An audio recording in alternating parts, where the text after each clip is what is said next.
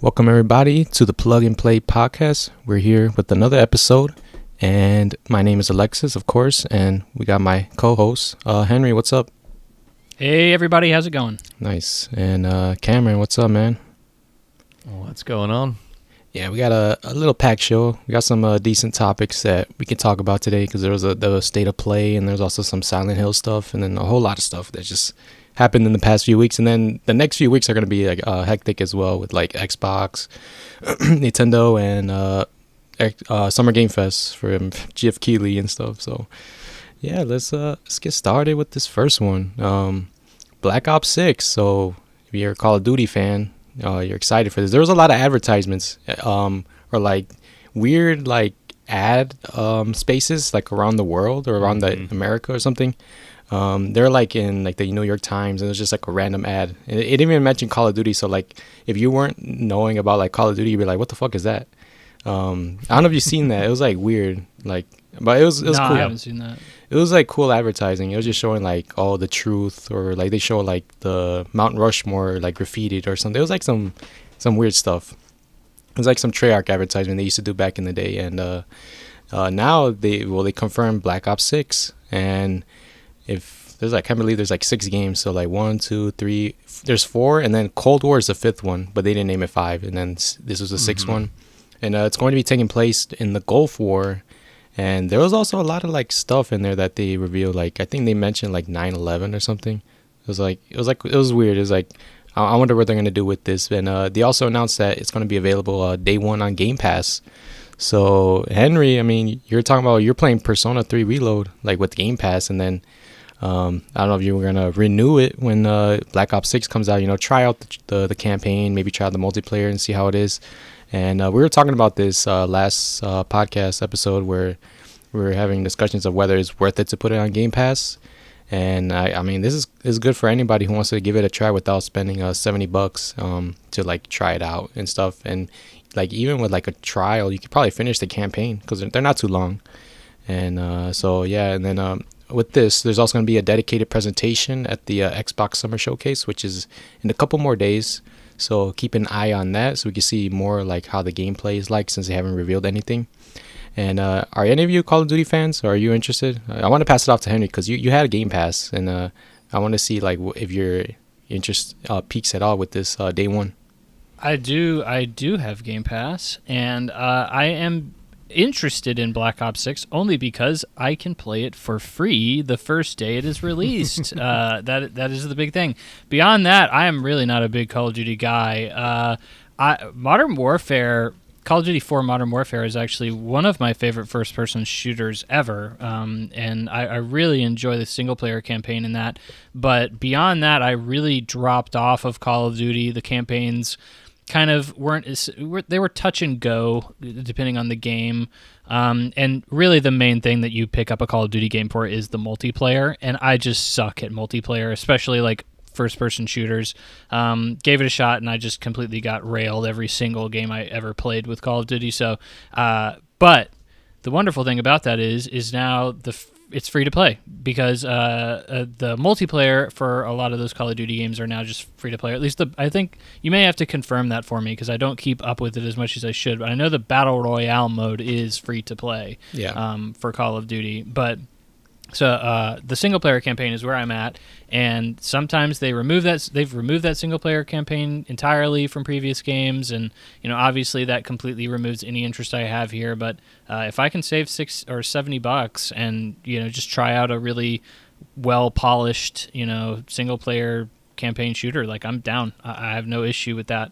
And yeah, I'll definitely keep my subscription going for that. I try to get it cheap anyway, so it's worth my money. If you don't know, every Black Friday, Dollar General has Xbox Game Pass 20% off on Black Friday. Yeah, Dollar General is the only people who will discount it that much. Go to Dollar General. That and PlayStation Network gift cards, they will discount it 20%. So you heard it here first, folks. If you're frugal, that's a tip. But Cam, what about you? I like the PSA. Also, just throwing one out of my own, is that if you do not have time to wait for a sale, Costco has $100 PSN cards for $90 pretty much year round. So pretty much anytime I buy something that's not the holidays, I just load up there and then buy something else. So that's my PSA to everybody, which I did use to buy something I'll be talking about later. A little hint there. Anyways, back to Call of Duty. So Call of Duty, I mean, definitely not in my wheelhouse anymore, I would say.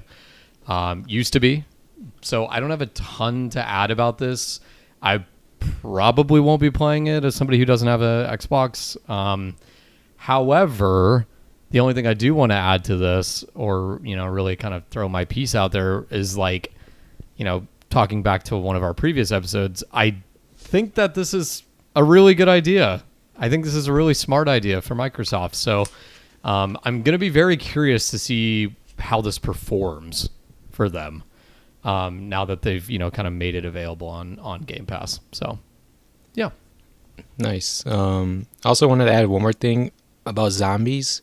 There was some stuff they revealed. They showed gobblegums. Do you guys remember gobblegums from like Black Ops 3? I have no idea what the heck you're talking about. So it was this like it's like you get it from like a gumball machine. You get it like every round. It's like you eat it or something. It gives you like a little bonus. And like that was like Black Ops 3 had that, and that was like the peak zombies mode, right? So like people are hyped, and like the zombies community, like, oh, it's gonna be back. Like zombies is finally back.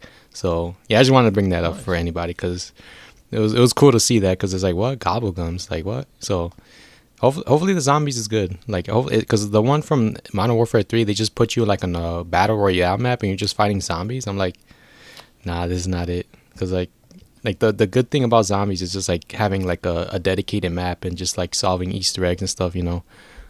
So yeah, that's it for Black Ops 6. I probably won't pick it up either until I'll play the beta because it's free. I mean, I'll try it out, but yeah, why not? Yeah, it's like there's like a 99% chance that I won't like it. So, and then there's like that 1% chance that I will like it. So, yeah. I guess delve into that a little bit for me there, Alexis. Are you a Call of Duty guy? What makes you think that you won't like this game? just looking at the gameplay of like the new Modern Warfare trilogy, and then Cold War and stuff like that, Vanguard, they all look the same. Like they all play the same. Like they have like tactical sprint. You're sliding all over the place. You have guns that with 1 million attachments, and like the maps kind of suck. It's like, yeah, I don't know. It just hasn't hit the same since Black Ops 3. I think Black Ops 4 was good, but I think Black Ops 3 was like one of my favorites, and that came out like 2015, like almost like 10 years ago.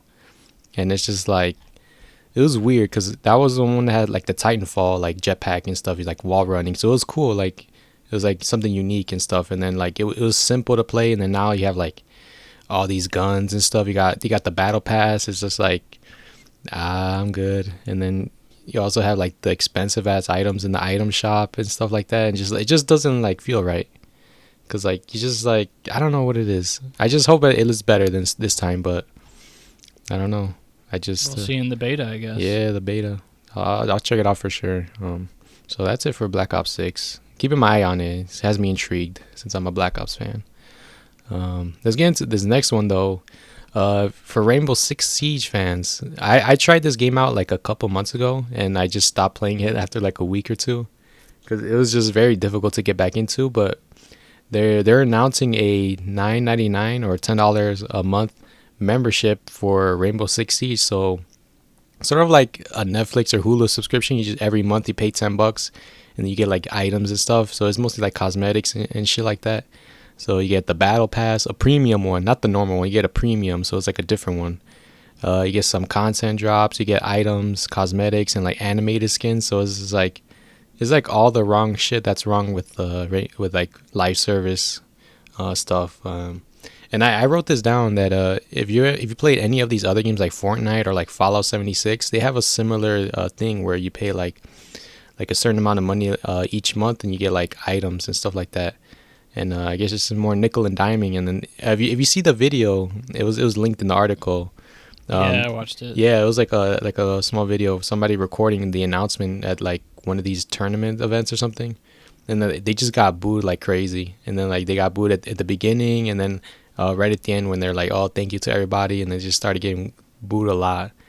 And yeah, I mean, it's because with Rainbow Six Siege, like I have like a history with it. Like I played it like a year after it came out because the launch of it was like rough. Like it was bad. I remember that. It was a big turnaround for it. Yeah, it was like a year or two later, and then it just started gaining popularity and stuff like that. And then it just like right now it's like I think it's like stable right now. It's not going up or down. And yeah, I mean, this game has been out for like, oh my god, a long time. Like I think I wrote it down. It was like December 2015. So that's what it says on like Google and stuff like that. I don't know how long it's really been, but I think it has been a long time. And then I guess people are just pissed. They don't want this shit, and then they want like a new Rainbow Six game. Did any of you play like any of the older Rainbow Six games? Because I don't think I have.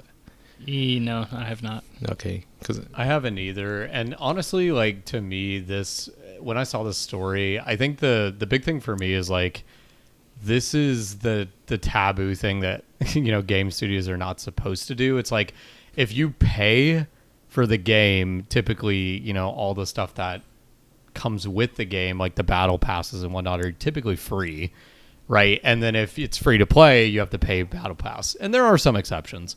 But like I think that's why people, ultimately, obviously, that's why people are pissed off. But like I think that's just a big no for them. Is like, come on, like they already bought the game, mm-hmm.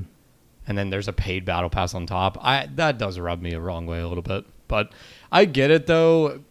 To a certain extent, from their perspective, they're saying, well, we're going to the effort to create all these new items. We got to recoup that somehow. But I'm like, I don't know. It feels like there's maybe a better way. So, yeah. You have any input on this, Henry, or you're good on Rainbow Six?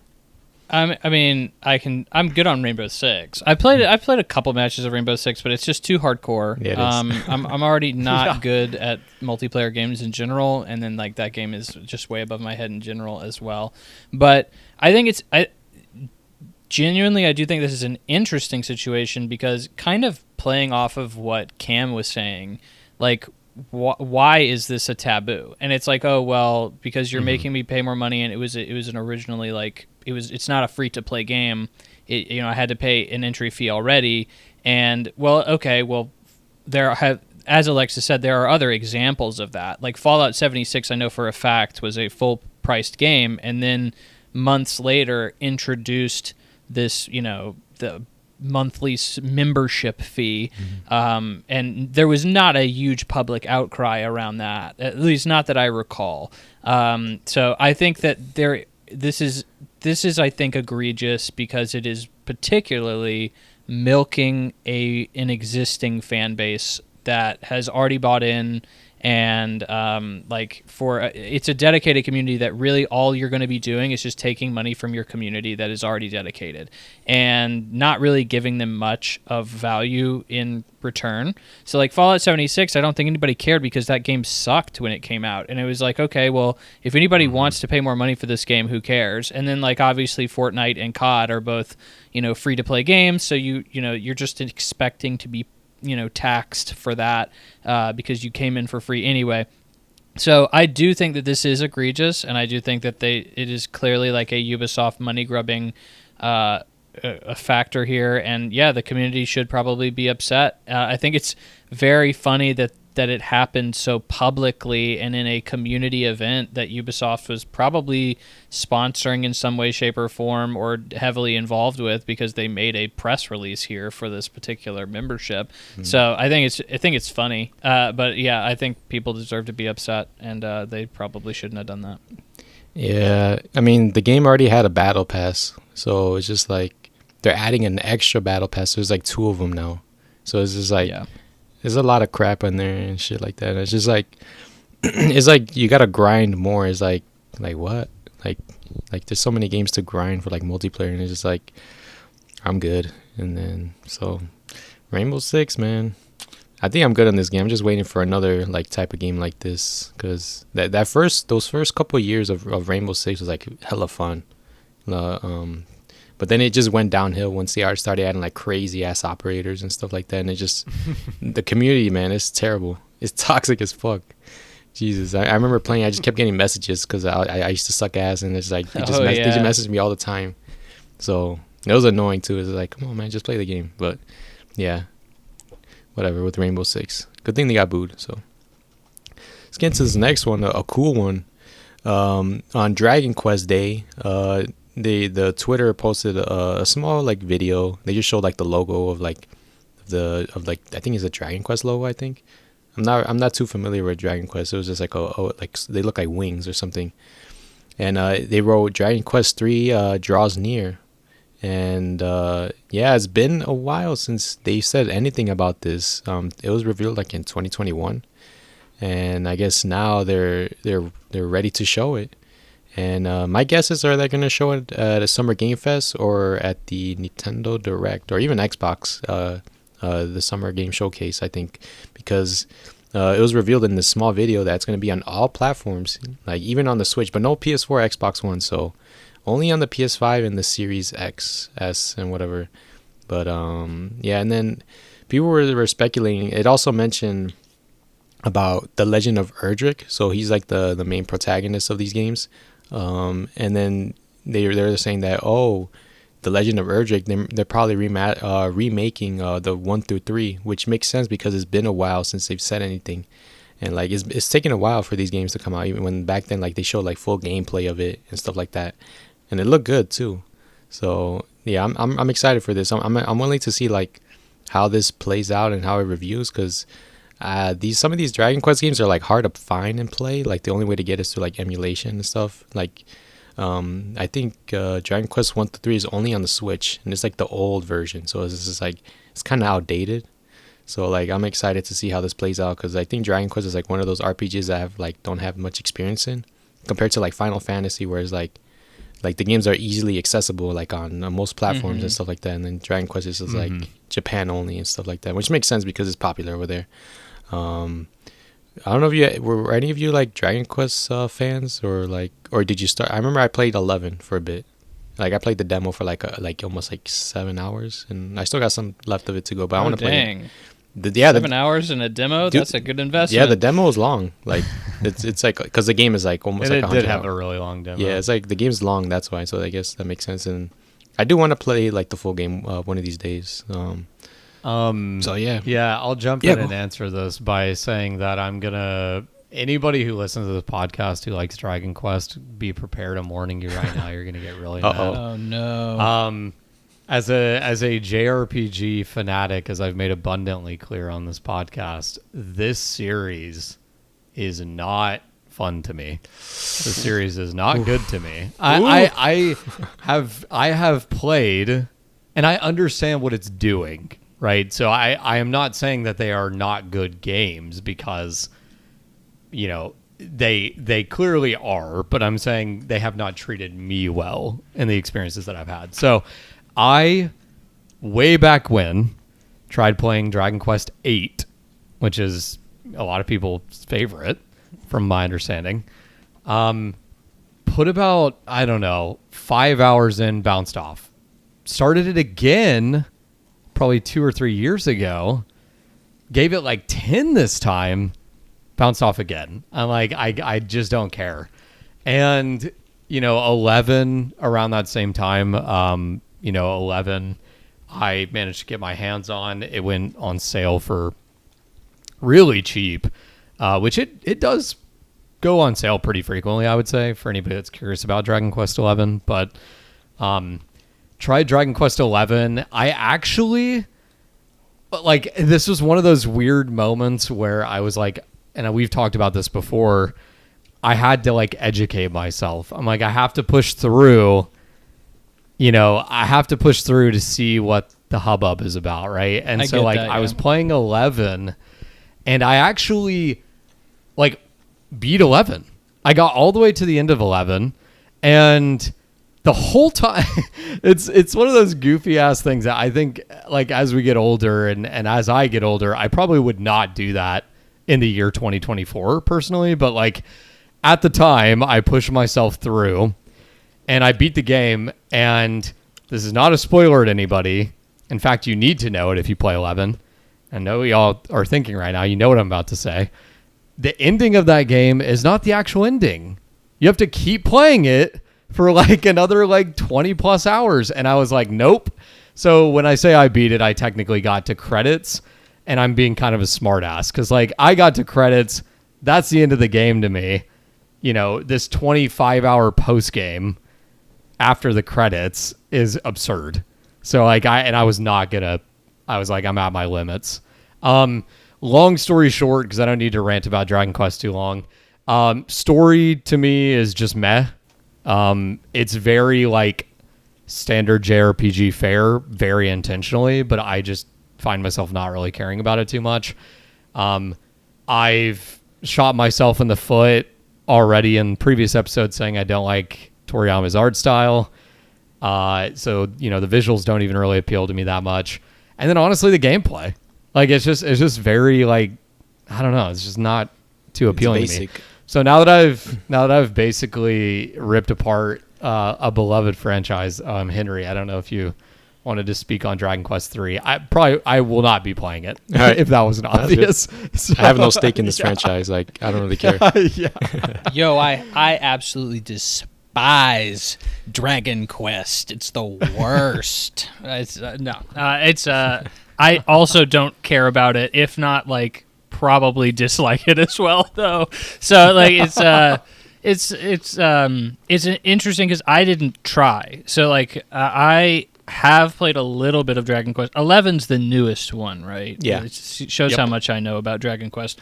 But it was they remade it. I don't even know if you'd say that. They remade it on Xbox and Switch, I think. It's like a royal version of Persona 5. Like that's a better way of saying it, like an expanded version of the original release, and that was free on Game Pass. So I was like, hey, why not? I'll give it a shot. I know what Dragon Quest is. I've heard a lot about it. I know it's this massive franchise, and I think a lot of things that Cam just said are pretty much on the head, man. It was, and I think that it is a caveat of it, and what it is what Cam said is it is intentionally trying to be all of those things. This is like the Japanese, like the most Japanese JRPG series you can find, and it is honestly designed for a Japanese audience because like this is, from what I understand, Dragon Quest is a huge deal over there, and it's like a game that is intended to be very stretched out and very long and very almost relaxing and methodical to play, because a lot of Japanese people play this game like when they go to bed. Like this is the game that they play like over the course of several months, just like before they go to bed, they'll play some Dragon Quest and unwind, and that is just simply not an experience that I am interested in at all. That's just is boring. Like I'll take a nap if I need to take a nap. I don't need to play Dragon Quest. So like I played 11 and I was not drawn in by any of the characters. I was not drawn in by any of the story. I was not drawn in by any of the combat. It was all very there for the sake of being there, and I bounced off of it within like 2 to 3 hours, and that was me kind of forcing myself through it, hoping I could find a shred of like story or characters that I really wanted to be invested in, and it just never happened. So yeah, I have no interest in checking out Dragon Quest 3 HD 2D remaster. So yeah, that's my experience with the series as well. Okay, yeah. The only one I played was 11. Like any other ones, I didn't get into it. And I kind of like 11, but it's weird, right? It's like for some reason the characters are British or something, like the voice acting. The voice actors are, it's British, and that kind of like pissed me off a little bit because like that makes you angry. Yes, because I don't like British voices in some of my games. So like once I heard that, I was like, shit. But I don't really mind Harry Potter That's nonsense out of my video games. I'm guessing you didn't like Xenoblade then. Yeah, you had to have not. I never played it, but it's weird because like it's not it's British, I think, or like in Dragon Quest, because I can't figure out the accent. I think they are, yeah. It's like British Irish or something. I can't figure it out, but Xenoblade is more so along those lines. They got Scotsmen and Irishmen and all that nonsense in there mixed in. Yeah, and then with Dragon Quest, like the story, like I think the story is supposed to be like heartwarming and stuff. I don't think it's supposed to be deep compared to like other, like I think Final Fantasy is easy comparison because it's like sort of like that company Square Enix, so it's like there's like some comparisons there, and Do you not like it because it's turn-based, or is it just like all the other stuff? I definitely don't like the turn-based combat, too. I'm turned off significantly by turn-based combat. Yeah. But I don't know about Cam. I love turn-based combat, but Has to be right. if it's done well, which that game, it just feels. I will say, like, just, you know, kind of elaborating a little further on the combat, or I guess closing the loop on why I don't care for it, is mostly because Dragon Quest does the thing that I actually really don't like in JRPGs, where it does, like, the regular enemies are incredibly easy and the bosses are difficult. So, like, you get lulled into this false sense of security of, like, oh, I'm just, you know, I just kill the enemy so fast, I might as well just run from every fight because, like, I'm over leveled, right? Or even just, like, I'm where I should be leveled. And then I'd go fight a boss and die, like, third turn, and I'm like, you know, people are going to be like, skill issue or whatever, but I'm like, no, I'm well familiar with turn-based combat. It's just like, it's not a good level progression. I mean, like, it's just goofy, and I don't know. I mean, honestly, you touched on it, but the story to me is like one of the weakest things. Like, if I cared more about the story, I would have done the post game. And I've talked about this on the podcast. I will go through bad gameplay for a good story. Yeah, me too. Like, it's just a thing I've always done, you know? And like, that game is like, no. as soon as it put me back into the game and gave me a new objective post credits, like, the twist for the story that was like, hey, keep playing, it was so meaningless to me that I'm like, I'm done. Like, I'm done with this game 100%. So yeah, so I'm with you on, like, on the turn based, because I remember playing like Octopath 2, and that's turn based, but it's like, it's a weird turn based. There's a lot of mix and matching you can do with that, and it's just like that, and then Persona is like good ass turn based games, and then this one is just like, I think it's supposed to be traditional, and that's why when people were looking at Dragon Quest 12 when the teaser came out, people were like, oh, it's gonna go for a more mature, like, setting, which I think you would be all for Cameron, right? More mature. And then, but then when you realize that most of, like, the people who are into Dragon Quest, they don't want that. Like, they want that thing that you hate. So I guess same with, like, the battle system. People don't want to, like, change it. They just want to be turn based. So I guess you might be out of luck, Cam. So I don't think you'll ever be a fan unless if they change it, it'll be crazy, because then it's just like, it'll be all at war with the Dragon Quest fans. So yeah, you got anything else you want to add, Henry, or we're good to move on? I am good to move on. All right. This next one, we got Helldivers 2. So that game that really popped off in those first couple months. The Arrowhead CEO, he steps down to focus on making games.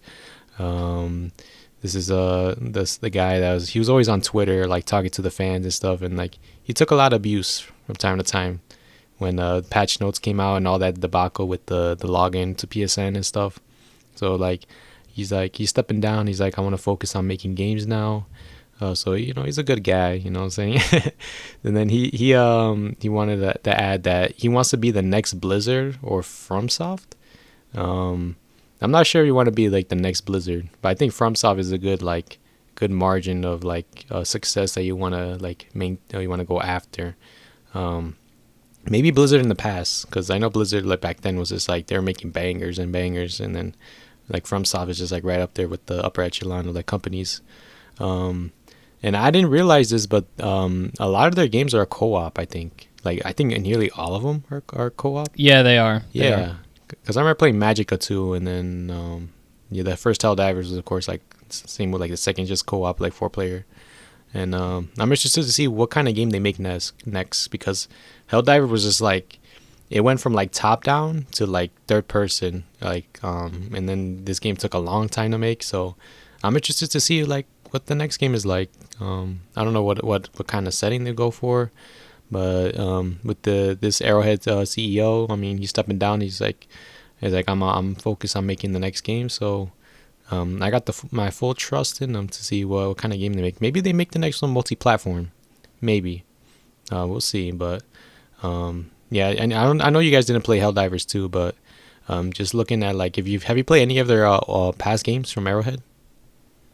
Yeah, I played the first Helldivers and Magicka 2 as well. Oh, okay. What did you think about them? I haven't. What I think about them? Yeah. Well, I think they're fun. I actually did. Funny enough, I don't have this in the doc, but I did actually try Helldivers 2 for the first time over the past week or two. A friend of mine. Yeah, no, a big undertaking. Yeah. But a friend of mine, he really wanted to play it, and I was like, normally we've talked about it on the past episodes, but if it's like, I feel like you have to get in on that initial wave in order to really be a part of any kind of multiplayer game. And this game just seems to keep trucking. Like, it's not dying. Like, it continues to have a very large community and a very active base. And since it's a co-op game, it's not like you're going to be completely screwed over by, like, some hardcore player just, like, totally, nuking you into the ground because they're so much better than you. So, like, there really isn't as big of a barrier to getting in on this that I'm used to seeing for a multiplayer game. So I played it for about 3 or 4 hours with him one night, and that's all I've really gotten into it. And it's fun. It's fun. I get the hype behind it. I won't necessarily say I get why it's so big. It's interesting to see how. A lot of people say, like, oh, Helldivers 1 and Helldivers 2 are pretty much the exact same game, just with a camera shift.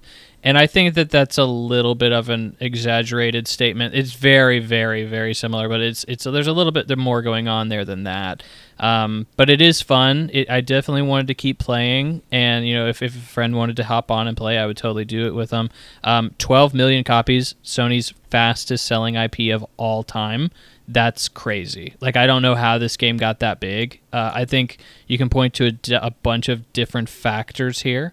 But like I think it's still, even with all those factors, this game being as big as it is still kind of crazy to me. And I guess one small addition to what we were saying earlier, but the Arrowhead CEO stepped down. He stepped down to be the chief creative officer, so he is still a C-level executive within the company. He just let somebody else basically take on all the business stuff, and he's just going to be focusing on making games. But Cam, I don't know if you had anything to add on this. No, honestly, not a ton. Not a ton on this one. Okay, that was quick. Yeah, that's a record. I don't think we've ever had that happen before. That's fine. I mean. Yeah, honestly, some stories that pop up, I'm just like, yeah, I don't have a ton to add. Yeah, that's fine. I mean, you had never played Helldivers 2 in any of their games, so you got. I mean, we'll see what comes out of Arrowhead in the next couple of years. So, yeah. I also want to add, Henry, for Helldivers 2. Would you buy it in the future? Because I know you're talking about like the first few months were fun as hell, and then it just kind of like waned off a little bit. For me personally, I don't know if you would be interested in buying it like for yourself.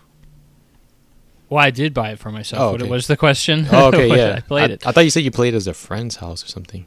No, I played with a friend. Oh, he wanted to play, okay. so we got the game together. Yeah, $40. Do you like that purchase? $40. Yeah, I mean, $40. It's that I think is one of the reasons I think people would point to and say this is why it's so successful, because the barrier to entry is lower financially. You don't have to drop $70. It's way easier to convince a friend to drop $40 than it is to drop $70. Yeah.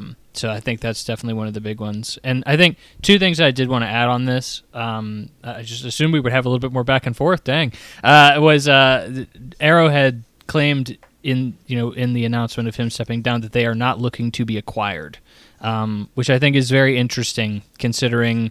I feel like there is a big acquisition. I feel like Sony and Microsoft are both looking and eyeing people and kind of buying people up. And Arrowhead, after they put out this huge blockbuster hit, you think Sony would definitely be trying to scoop them up since they have a second-party relationship with them. So them saying, we don't want to be acquired, we want to be the next Blizzard or From Software.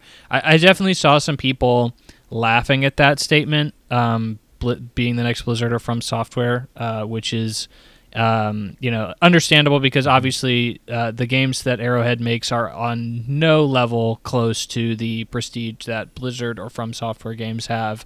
But I do think it is a nice sentiment to have goals and aspirations. Yeah. And it does seem like that is more so what he means rather than he is as good as a Blizzard or a From Software.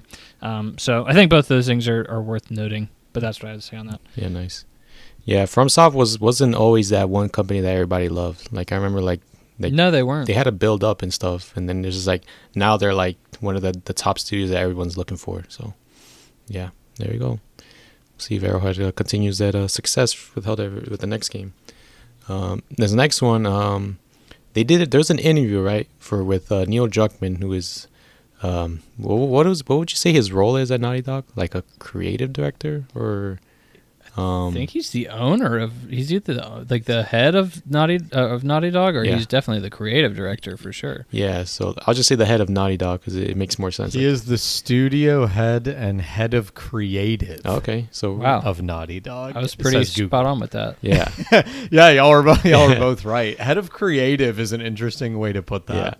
Yeah. Like what does that actually mean? Yeah, whatever. Yeah, and then so he did an interview with Sony, and then I guess like some of the things were taken out of context, or like he was misquoted with some of these, and then like I don't know, people got mad with this.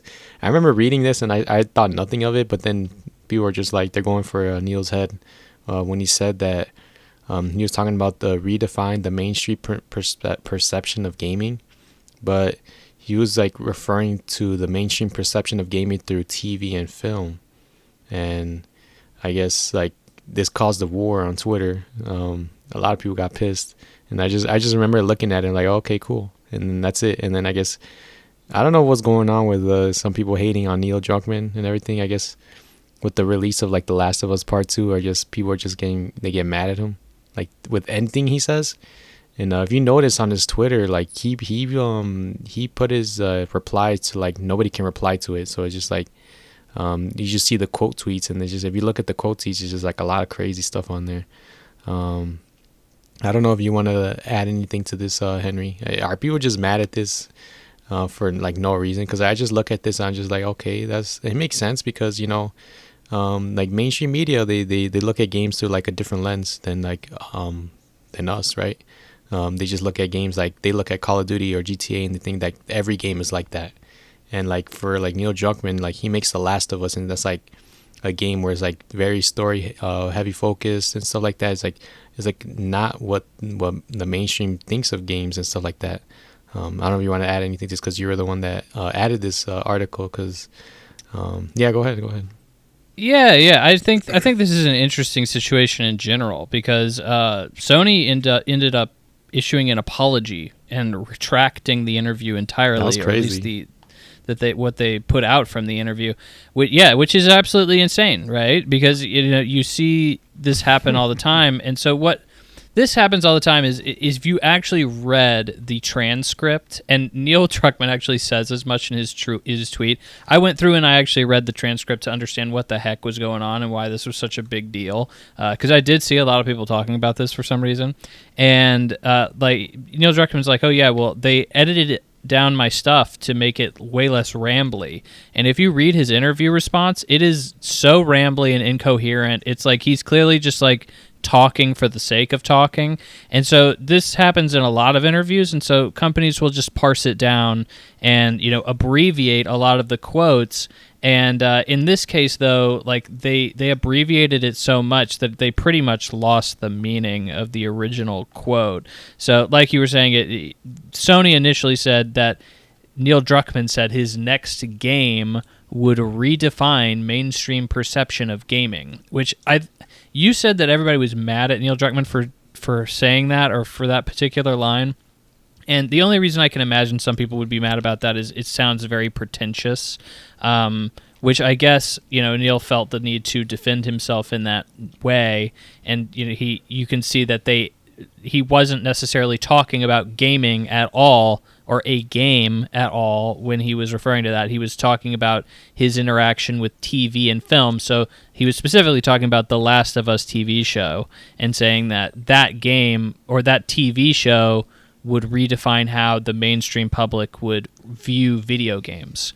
So they wouldn't think of it as just, Call of Duty or something. It would be a thought-provoking, heartwarming, whatever the heck you want to say, a good, artful medium. So I think the fact that, this would normally be swept under the rug, but I think the fact that Neil Druckmann is such a huge name, he was able to come out and basically say, yeah, my employer misquoted me and they shouldn't have done that, and then their employer retracted it and said, I'm sorry. So that is, you just never see that. I think the situation is interesting as a whole. So that's my take on it. Mm-hmm. Yeah, so Sony ain't trying to lose Neil Druckmann. That's why they had a heck no. They were like, all right, we're sorry, my bad. So you want to add anything to Cam with Neil Druckmann and stuff like that?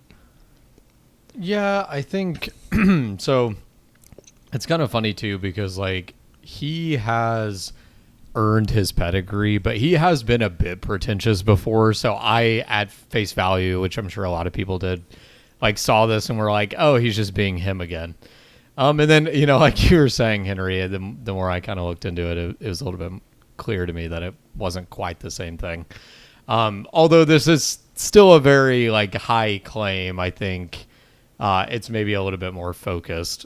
And honestly, it's kind of what they've already been doing at Naughty Dog. I mean, the Last of Us show, which I don't think we've talked a ton about on this podcast, but that show is transcending video games. I've talked to people that have never played video games that have seen that show. So yeah, it's kind of wild to me, how big of a deal it is. But, honestly, I think in general, the part of this that's really interesting to me is the need to apologize. I don't even think exists. I don't understand why they're backtracking that hard on it, because it's not like he said something bad.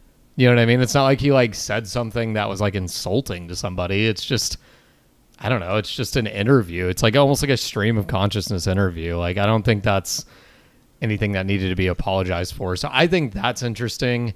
I mean, honestly, I feel we've hit critical mass with, and it's not just video games, it's a lot of things, but it happens a lot in the video game industry where we've hit critical mass of just one tiny mistake and then it just gets blown way out of proportion. And we've been talking about this, every podcast episode, there's a story, and sometimes it's a big deal, sometimes it isn't, right? We've gone through various stories of importance, but I think this is definitely one of those video gamey moments where the audience is just getting way too worked up about something, which unfortunately happens way too much. And I honestly don't know why that is. I don't know if it's I don't know if it's an age thing. I don't know if it's just this industry is rife with trolls more than others, which is probably true too. But I don't know. It's interesting for sure. So yeah, we were talking about that last episode, how just people get mad at anything, Mm-hmm. and even in sports too. We were talking about, it's just anything simple just gets taken out of context and stuff like that. And then with this, it's just people just don't like this guy for some reason. I don't know. I think pretentious might be the one thing, Henry, that you brought up. I think that's the reason why that people just don't like this guy. But I also think of Last of Us Part 2, it's still insane damage to his image and stuff. So yeah, people got very mad about that. Yeah. You know what's funny about that though, and I think we probably all three agree on this, is Alexis, you hit on a point of the pretension is probably why people are annoyed, but my counter to that, and I'm not saying this to you, I'm just directing this to Sony, would be I don't even care if he came out and was my next video game is going to be the best video game in history. You don't have to apologize and take the interview down.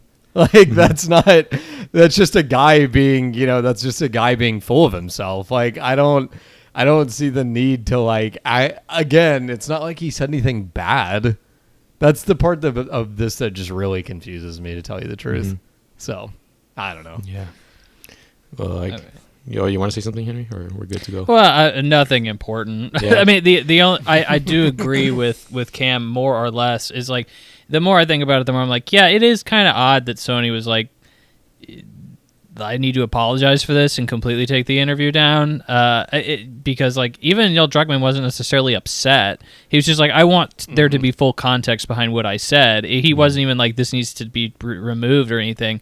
So nobody necessarily amongst the parties was like completely upset. But yeah, I mean, I do kind of understand if you have an interview that is confusing at the very least, or completely misinterpreting somebody's statement.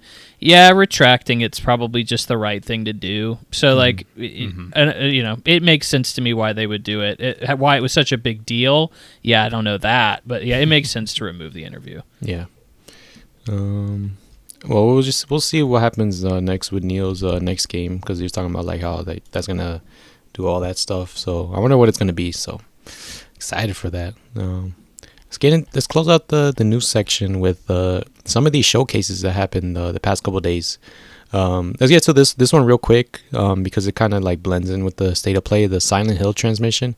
It was like 40 minutes long. I don't know if you guys watched it. It was way too long. I skimmed through it. So like 100% agree. Yeah, I skimmed through it. I was gonna say they rambled a ton during it. Yeah, I skimmed through it, and they did ramble a lot. And they were just showing like Silent Hill 2 gameplay. So to me, it looks better than what it did before, when with the other state of play last year. So yeah, I mean, there was also like some new things they announced. It launches on October 8th. I think 8. Yeah, October 8th this year, because there's like a deluxe edition, so you get it 2 days early, and then October 6th is like the release date if you get the deluxe edition or whatever. So later this year, October, in the month of Halloween. So it kind of like blends in.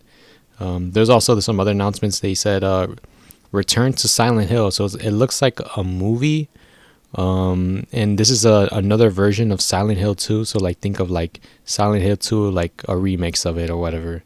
So did you guys see like the movie? Because it kind of looked weird. It almost looked like a YouTube video of like how it was like like recording and stuff like that. I mean, I just know it was a bunch of behind the scenes footage, right? That's what you're talking about. Yeah. Mm-hmm. I mean, it just looks like. I mean, do you guys remember the original Silent Hill movies? I mean, they were a piece of work. So like, this is probably. I wouldn't be surprised if this is similar. Yeah. So I'm not interested in the film at all. Nope. If anything, that was just a waste of my time to see that. So glad they put it in there. Yeah, I didn't know there's a movie coming out of that. Neither did I. I was like, what? I'm like, okay, cool. I just add this in the doc.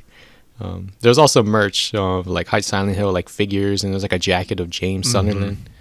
So, yeah, they spent about half the dang transmission, quote unquote, talking about merch. I was like, okay, like what? I mean, I know that these are already ads, but like this is too much. We need to tone it down. Yeah. The only good thing here was just like the new gameplay and stuff like that. And I don't know. It looks okay. I don't know how to feel about it. Like I can't gauge on like what's gonna be like the review score in it, and that's why I haven't drafted it yet in the Fantasy Critic, because I don't know what score is gonna be. Let me tell you this, Alexis. Yeah, you played it before, right? I have what? I can play. I've played it before. Oh, I've not played Silent Hill, the original. Oh, okay, no. So yeah. But I would say, in terms of Fantasy Critic, I highly encourage you to draft this game. Right. I think you really need it. That's a joke. Right. Yeah, I know. I caught on. I think this game is it still looks even. I also agree. This footage looked much better than the trailers we've seen previously. But it still looks so meh to me. Yeah. A lot of the gameplay they showed was just like walking down hallways, boring nonsense. Like the combat still looked better than what we'd originally seen, but it still looks meh. And it honestly surprises me that this is based on one of the most successful or one of the most beloved video games of all time. Right. Because it just looks so meh. Like, how can you remake one of the best games ever and make it meh? Like, that just seems like you already have the game that's so good. How do you make it look meh? So yeah, I it doesn't look god awful, which is what it looked like originally, but yeah, it still looks not great right now. Yeah. Yeah, this is a weird game. It's gonna be $70 too, so it's gonna be tough buy. Well, I'm not even gonna buy it anyway. I'm just like, I don't even know when I'm gonna play it. 'Cause when it goes on sale, maybe, if it's good. It's tough. Wait for a huge sale. $20 way down the road. It'll go on. It'll go on sale for a lot. Story games always do. Yeah, I mean, honestly, I kind of feel, I feel like maybe the odd man out here. This actually impressed me quite a bit, for a couple of reasons. So first of all, the creepy factor was ramped up significantly from the first trailer, and it's hard for me to say if that was because the first trailer was so bad that like any amount of creepy at all was going to make this look better, or if it's truly just like standing up on its own. But I think I was a lot more interested this time around. I will say, and I said it before, I said it months ago, if I didn't know who was working on this game, I would be full steam ahead hyped, but unfortunately I do. So that is my reservation, is basically that I think this team, and maybe this is harsh for me to say, but I'm just going purely based off of evidence, is this team is not made good games. So like, I don't think, let me put it this way, no matter how good it looks in a trailer, I am still going to be wary of it, if that makes sense. Because it's like, I know who made it, you know what I mean? And it's like, I'm sure there would be some games and some trailers where it may be the complete opposite for people, right? Like if the next God of War game has an awful trailer, but the studio, maybe you're more inclined to give them some slack. But it's almost the opposite here, where I'm like, yeah, the trailer to me looked a lot better. And I think we all agree on that. We're 100% way better than the first trailer. But I honestly thought, the game itself looked pretty good. I mean, even visually, it was a big jump up for me, and it actually looks interesting for sure. I just, man, I can't get that out of my head. It's like the thing that's pulling me back from, full blown hype is just like, going off their past history, I'm like, I do feel like this is, and we were talking about Fantasy Critic, I feel like this is capped at like a 75 critic. Because like their highest game is what, like the medium with like 78 or something. It's like about that. Like it's like their average game score is like a high 60 probably. Like if you take all of them. So like I just can't go full faith. But I was impressed quite a bit by this. I do agree with you though that like the presentation itself I did not think was good at all. Like, I think they did a pretty poor job because, like, it felt very disjointed. It's weird. They, like, opened with quite a bit of Silent Hill 2, which I think is a smart move to just show it right off the bat. But then a lot of time on merch. The movie, very odd to me to not show, like, and I realize maybe they're still, mid-production, but really odd not to have, like, any kind of snippet of just, like, a little bit of either finished footage or almost finished footage. Like, show me like 10 seconds. You know what I mean? Like, show me something of what it's going to look like. Show the trailer or something like that. Yeah, exactly. So that was very odd to me, and just goes to show, like, the presentation as a whole, I don't think was great. Yeah, but yeah, that's kind of my thoughts on it. Nice. Yeah. It just sucks that, like, to play like the Silent Hill games, like you have to get them on like the PS1, PS2, because the PS3 versions kind of suck. Like, they're really bad. So like the best versions are like the platform that it came out on, and like you can't even play them like easily. You have to get like you gotta buy, the copies are expensive, like on eBay, like a lot of money. So then it's like your only option is like emulation, and still like it's just kind of crazy that like Silent Hill is like still popular, and there's all this like crap that's coming out.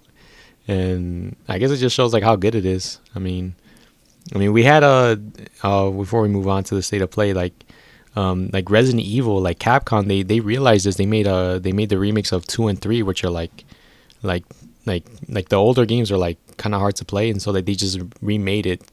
Like Resident Evil 2 is like one of like the best games like I've played like for like that type of like horror game and stuff like that.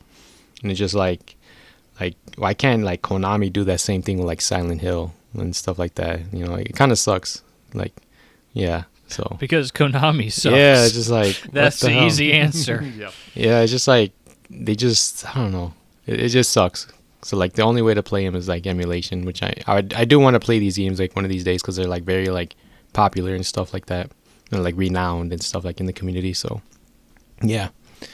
Yeah, we can move on to our last topic, which is like the main news topic is the state of play that PlayStation had a couple of days ago.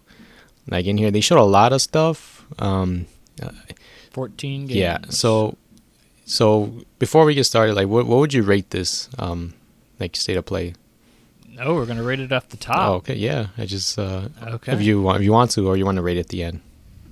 Let's rate at the Yeah. end after we go through everything. Yeah, Okay. I think so. So I think yeah. So for like the first 10 minutes, they showed an extensive look at Concord, which is a new 5v5 PvP game developed by Firewalk Studios, which are headed by former Activision and Bungie alumni, which makes sense because it kind of looked like Destiny a bit. And it's just like, oh, okay. And then just looking at the gameplay, it's just like, it's just not my cup of tea. It's like, I'm not a fan of like PvP games like this, like some sort of like Overwatch, where it's just like, there's like so much shit going on in your screen. It's just like, you don't know what's going to happen to you. Like some random stuff, you're just going to die instantly. Or like some bullshit's going to happen to you. And you're just like, oh man. And just looking at this, it's just like, it's very weird. It's like sci-fi, sort of like Guardians of the Galaxy. Do you get that vibe? Sort of. Oh, 100%. Okay. I think a lot of people are comparing it to Guardians of the Galaxy. That was my first thought in my head. And so, yeah, the reception has not been kind because the like and the dislikes are just like, it's heavily disliked on YouTube, like a majority of it. Not my cup of tea, but I think I'm going to try the beta because it comes out very soon. I was surprised, like very soon. So I'll try the beta in July, I believe, and then the full game comes out in August. I don't think I'm going to buy it, but I'll try the beta for sure because I'm like, there's like a new IP and just like interesting. So were any of you like amazed by the Concord trailer and the gameplay and stuff like that? No. Okay. Yeah, I was it makes sense. not amazed. That's fine. I don't know anybody who's been like positive on it. Like I just feel like it's been like they're very down on it. But I think the beta might swerve some of them, like it usually does with like some of these multiplayer games. Yeah, I mean, I think it's this is possible. this is the latest game that's getting memed. I don't know if y'all have seen, like, people are absolutely roasting the character designs of this game, and I'm right there with them because, like, oh my god, some of these characters look so terrible. It's like robots. They just and have stuff. the It's weird. weirdest. Yeah, and then like the Marshmallow Man chick, Yeah. like, I'm like, what is going on right now, man? Like, if you haven't seen that, look it up. There's a character that she has like I don't even know how to describe it except to say that it looks like Michelin Man type stuff going on in her design, and I'm just like, I think they're trying too hard to be unique with the character designs, and I think that's part of the problem. But like, honestly, Alexis, I like what you said because, you know, people can, this early in the running, right, you can only go off of visuals, Yeah. right? This game just got announced. You can only go off what you see, and the character designs look kind of weird, and so people are, you know, bagging on it. But like, what's going to really be important, does it play good? You know, is it fun? And like that, we don't know yet. So, yeah, kind of curious, honestly, because like, what I will say, despite the game not looking great visually to me, or the rather specifically the designs, like, it's a good team. So like, it could be a good game. You know, Possibly. Yeah. we'll see. Yeah. When I look at this, I definitely see a lot of Bungie DNA in it, especially in the gunplay. Looking at it though, I'm not a multiplayer guy, so this is already like I couldn't care less. But if we're gonna look at it objectively, and like, because this really has, I think the article that I put in there is like 14% likes, so like 86% downvotes on the YouTube trailer for this game, which is a massive backlash. And it's like, well, why is that the case? And I think it is, this game is, it looks just like every other multiplayer game that you've played. It doesn't look unique in any way. So it's a hero shooter a la Overwatch that has Valorant-esque abilities, which is obviously something also, you know, that's a big deal right now, and has, you know, Bungie Destiny-esque shooting to it. So like none of this game is particularly different than anything else that's on the market right now. It kind of blends in as being just another generic multiplayer game. And then I think a huge part of the marketing here, and honestly what looks the most interesting to me is, and something I wish that more hero shooters had, they're really pushing this marketing of, well, every week that you log in, you'll see a new vignette or, you know, like cinematic that expands on the characters within the game. So you'll learn a little bit more about them every time you log in, if you log in once a week. And I think that's really cool. I think that's something that like Overwatch needs, or needed. Maybe it's too late, but you know, like you need to get to know these characters. Like these characters need to have big personalities, and you know, like getting to know them and love them is a large part of the experience. Dude, these characters all look generic as heck, or at least their personalities in the trailer were all generic as heck. I think that when you look at it, it's very Guardians of the Galaxy. You know, the green guy is your Quinn. You know, the woman is the green girl, and the big monkey guy is like, you know, your Drax. You know, like it's very obvious what they're going for, and it's very obvious the comparisons that you can make there. Yeah. This game just doesn't stand out, and it feels like a lot of its elements have been picked up and just placed in this game, and or picked out of other games and placed in this one. So I get why there's backlash. I think it's a little extreme. I think this game will probably be playable, but will it distinguish itself from the rest of the competition that it has, especially in such a packed multiplayer market where you really have to do something to make yourself stand out in order to succeed? I don't know. I don't think it does right now. And maybe, you know, it'll come out and people play it and they'll say, you know, this game plays like a dream and it's the funnest multiplayer game ever. I don't know. But right now, I don't think it's doing anything to separate itself that it needs to. So I get why people are not happy with it. Yeah.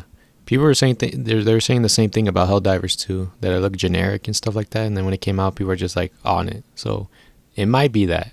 People just got to try it out. That's it. So cross your fingers. Yep. They also, the next thing you announced was God of War Ragnarok, a PC port, and it kind of sucks because you also need a PSN account for this, even though there's like no multiplayer on it or features on it. So like it won't be purchased in like 150 other countries. So yeah, it's like the same. Oh, there's also the same thing for Until Dawn. I didn't realize that. So yeah, that's even more egregious because there's obviously nothing multiplayer about that. Yeah. It's just a single player. Yeah, the review bombs are gonna go. I think they're gonna be worse than Until Dawn. Like God of War Ragnarok, I think people would they'll be fine with it, but Until Dawn, they're gonna be like, nah, I'm good. So, I also mentioned that it's a quick turnaround for like the PC port because they usually take like a couple years. This only took like almost like 2 years. So, it was quick. From November to, and it's coming out in September of this year. So, yeah, I got another PC port. That's cool to see. I don't really care. So yeah, people get. I already played it. Yeah, I mean, I'm like 20 hours in, and I was on a good roll with it. And then there's so many puzzles and stuff like that, and I don't know what happened, but I do want to get back into it because I like the combat and stuff like that. So yeah, that's it for the PC port. The next thing they announced was Dynasty Warrior Origins. This one got me by surprise. So it's coming out in 2025, and this is a surprise because it's going to be like what is it like? Is it open world? No, right? The ninth one was open world, right?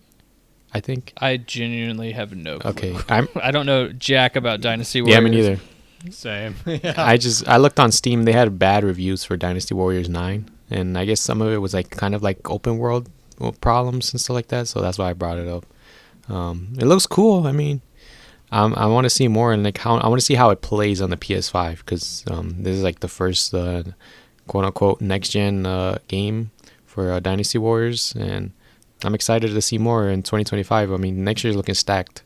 So, are you into Muso, Cameron, or you're good on this? I'm good on Muso, but I do have like a small memory that I'd be curious if anybody else who plays video games has, which is the goofiest thing. So when I was younger, this is my only experience with Dynasty Warriors, is when I was younger, these were like the ultimate rent from Blockbuster games.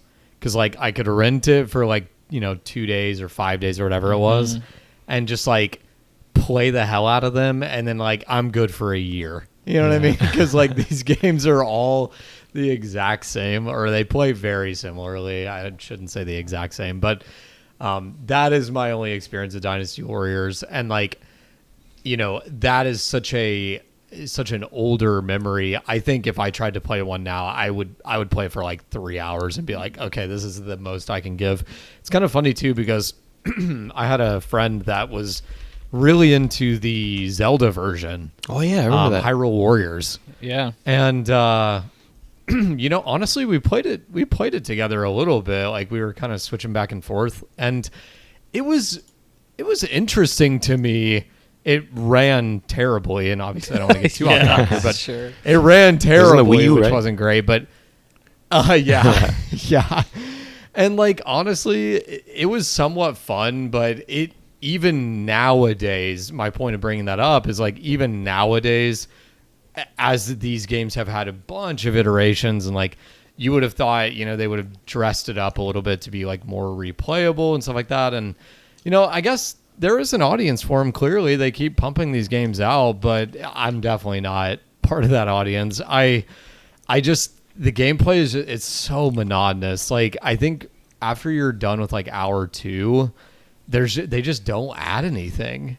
You're basically doing the same thing the entire game. So that's just not my cup of tea, honestly. Yeah. Yeah. I don't know. I like the spin-offs more. Like I like the idea of like a Zelda or like remember Fire Emblem Warriors? Yep. And I know like I'm a Final Fantasy fan, but I think it would be cool to see one of like Final Fantasy, and like you're just fighting through like the Shinra soldiers or something like that for like 7 or something like that. I mean, that'd be cool. So just giving them ideas. Yeah. These guys pump out these games. Yeah. They license it to all sorts of different people. I played, the most I've ever played of any of these like Muso games is it was like an anime Muso game. Like they took a bunch of anime characters from, honestly, like I like anime, and I didn't even know half the anime characters that were in that game. It was like super hardcore. It was probably just like some beast team anime studio that owned a bunch of rights to different characters, and they just bought them all, or bought all the rights to them in one lump sum for the game, or whatever the case is. But I played that game for like 6 to 8 hours. I was having fun with it for the first like 2, and then like Cam said, like it is incredibly repetitive, and just nothing different happens, and you just spam the same moves over large groups of enemies over and over and over and over and over ad infinitum. And where the game is actually supposed to become a game instead of just mashing buttons and killing waves of enemies is like you're supposed to manage your the battlefield. So like different zones will start being occupied by enemy troops, and you'll have to manage where you are and where your troops are so that you can defend those points, and it becomes a big toss up or a big kind of management in that way. I know they've made several One Piece Muso games, and they're all made, I'm pretty sure, by like the exact same studio. Yeah. So and funny enough, I actually have a Dynasty Warriors childhood story as well. Is that I think these are great blockbuster games, but I actually had a cousin that had one of the older Dynasty Warrior games for the PlayStation 1 on a demo disc. And we would just play the demo for that game over and over and over and over again, because when you're a kid, you just deal with whatever you have. And since we had a demo disc with like 2 or 3 levels of Dynasty Warriors, we just played the same level of Dynasty Warriors over and over and over again. Yeah, these games are super repetitive, and they definitely have like a hardcore niche fan base that clearly continues to buy these things. I think we may have referenced Dynasty Warriors 9 was the previous release for the series, and it was apparently just god awful. I don't even know what was wrong with it, but like it honestly just looked like another Dynasty Warriors game to me. But like apparently the fan base absolutely hated it, and this just seems to be like, hey, what if we actually tried to make a Dynasty Warriors game and we didn't just like crank out another Dynasty Warriors game? So it's like a next gen update of Dynasty Warriors. So I am not going to play this game unless people are like, this is redefining what Muso games are. I don't intend to touch this thing. So yeah, congrats to everybody who wanted another Dynasty Warriors. You got it. Yeah, it was a surprise for me when I saw that. So next one is Infinity Nikki. Supposedly this is the next game in the 12-year running Nikki series. So it's sort of like a high-end dress-up video game. And then there's also like some platforming in this. And just looking at it, it looks good. Like I think the graphics look like pretty great actually. And I saw they do, yeah. Yeah, and then it's kind of like open world. I'm like, okay, cool. It's very cozy. And I saw that it has 1.3 million views on YouTube. So I don't know why it has that many views, or if it's like there's like ads for it, and then that's how like the views went up. So I just found that interesting. So I mean, just looking at it, I'm like, I wrote that I might be the wrong demographic, like looking at this. So you don't say. I mean, it looks fun, but it's just like I don't know, it's not for me. I'll see how it is, but I mean, it looks cool. I mean, that's all I have to say for it. Yeah, this was one that when it initially showed on the direct, I was like, what the heck is this? Like it was so all over the place. It's like some chick jumping around in like a fun house, and then like she starts fighting like a golem in like a mysterious zone of some kind, and then like transfers, like there's like a cat running through like a fun house collecting gems. I'm like, what the heck is going on here? And so like I had to do my research on this. Nice. Infinity Nikki is apparently a freaking 12-year-old series that I've never heard of. Is a high-end, what they classified as is a high-end dress-up video game. So it's primarily on mobile phones is how it's been peddled to people. It's obviously for a primary female audience. This is the first game that's not just a strict dress-up game. So previously it was literally what you would do is just change pretty outfits on pretty anime girls, and that's the game. And it's obviously for a primarily female demographic. Yeah. So this is apparently a really big deal. I honestly had no idea that it had 1.3 million views on YouTube. That's crazy to me. It clearly shows that this is just like an entire segment that we don't know about. Like we're just completely disassociated with. But you change outfits, you get new powers. Honestly, like, the game didn't look horrible. It looked kind of fun. I don't know why. It kind of looked fun. Yeah, and when I heard it was a dress-up game in a dress-up game series, I was like, maybe I should back off of this. Like, it's probably not for me. But, like, from what I saw, like, it was honestly kind of an impressive showing. And, probably if you have a little girl, this is probably a great game for her. So it's interesting to see it in the PlayStation Direct, though. That's for sure. Yeah. You want to add anything, Cam, or you're good to move on? Well, what's funny is I actually do, funny enough, on this one, because so when I first saw this, right, I was the same as y'all. I had never heard of this before, and when I first saw this, I thought, maybe it's like Atelier, which is like something I've played before and had like fun with. I was like, oh, okay, maybe it's something similar to that. I can see that. Clearly, way different, way different scope, way different gameplay loop. But yeah, it's funny. The more I looked into this, which, by the way, I totally agree with you, Henry. This is straight up just hard to even research. Like, you can't even hardly like find information about the freaking games that have come out in the past. It was really hard. It was really hard, yeah. It's like if you Google, because I think my gut reaction was like Nikki series when I first saw the trailer, it pulls up some like sitcom from like the 2000s. I'm like, what is going on right now? So anyway, all that being said, right?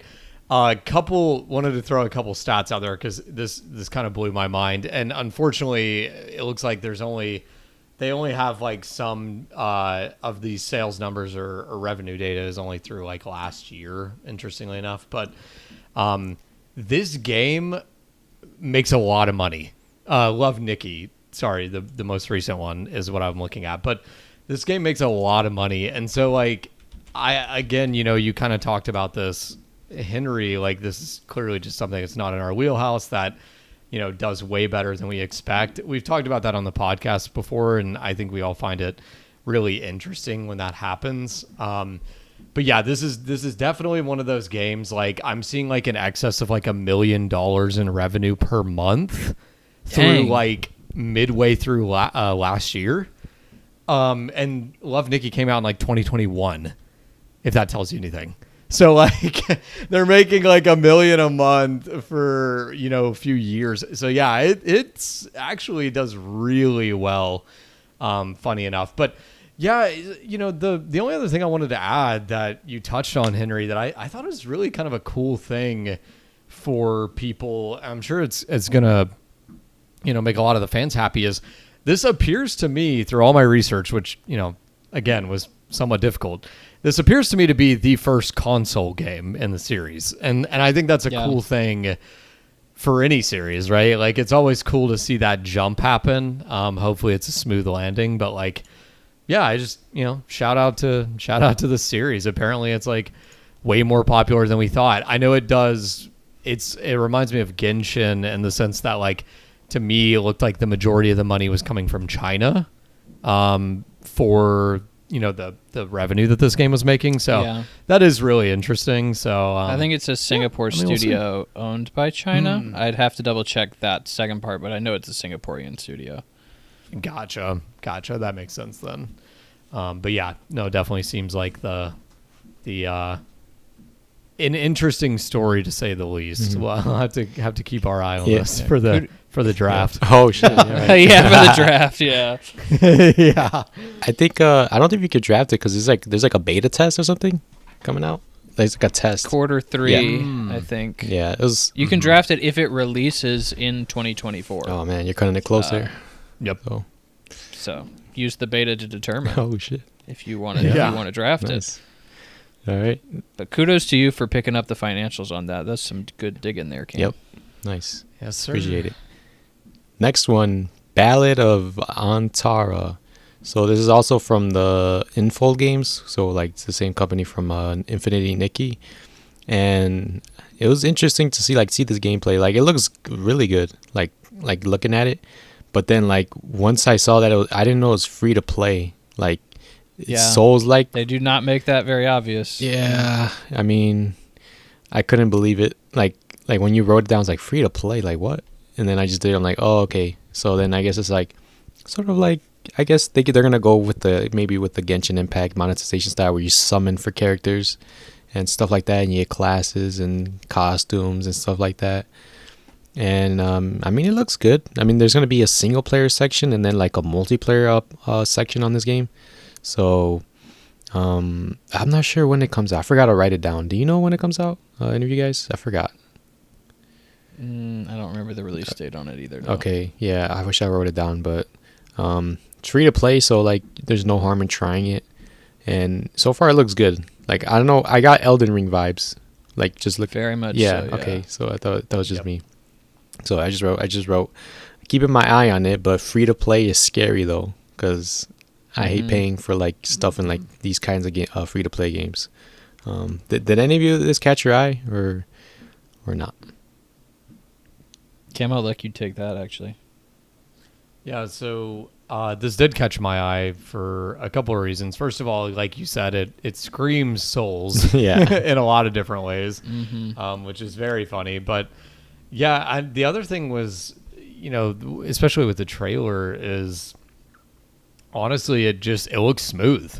Like it looked like a very smooth, very smooth game, very smooth gameplay loop. So, yeah, I mean, I'm honestly really kind of curious to see how this shakes out, how the free to play is going to shake out, because like that to me in a Souls game, it's normally a huge red flag in my opinion, right? Is Yeah, like, absolutely. well, how do you monetize that type of game? You know, I think this is the most infamous example that I always think back to for some reason is like Let It Die, when you basically had to like buy your fucking characters back to life. Like that type of thing is kind of what I imagine. Predatory.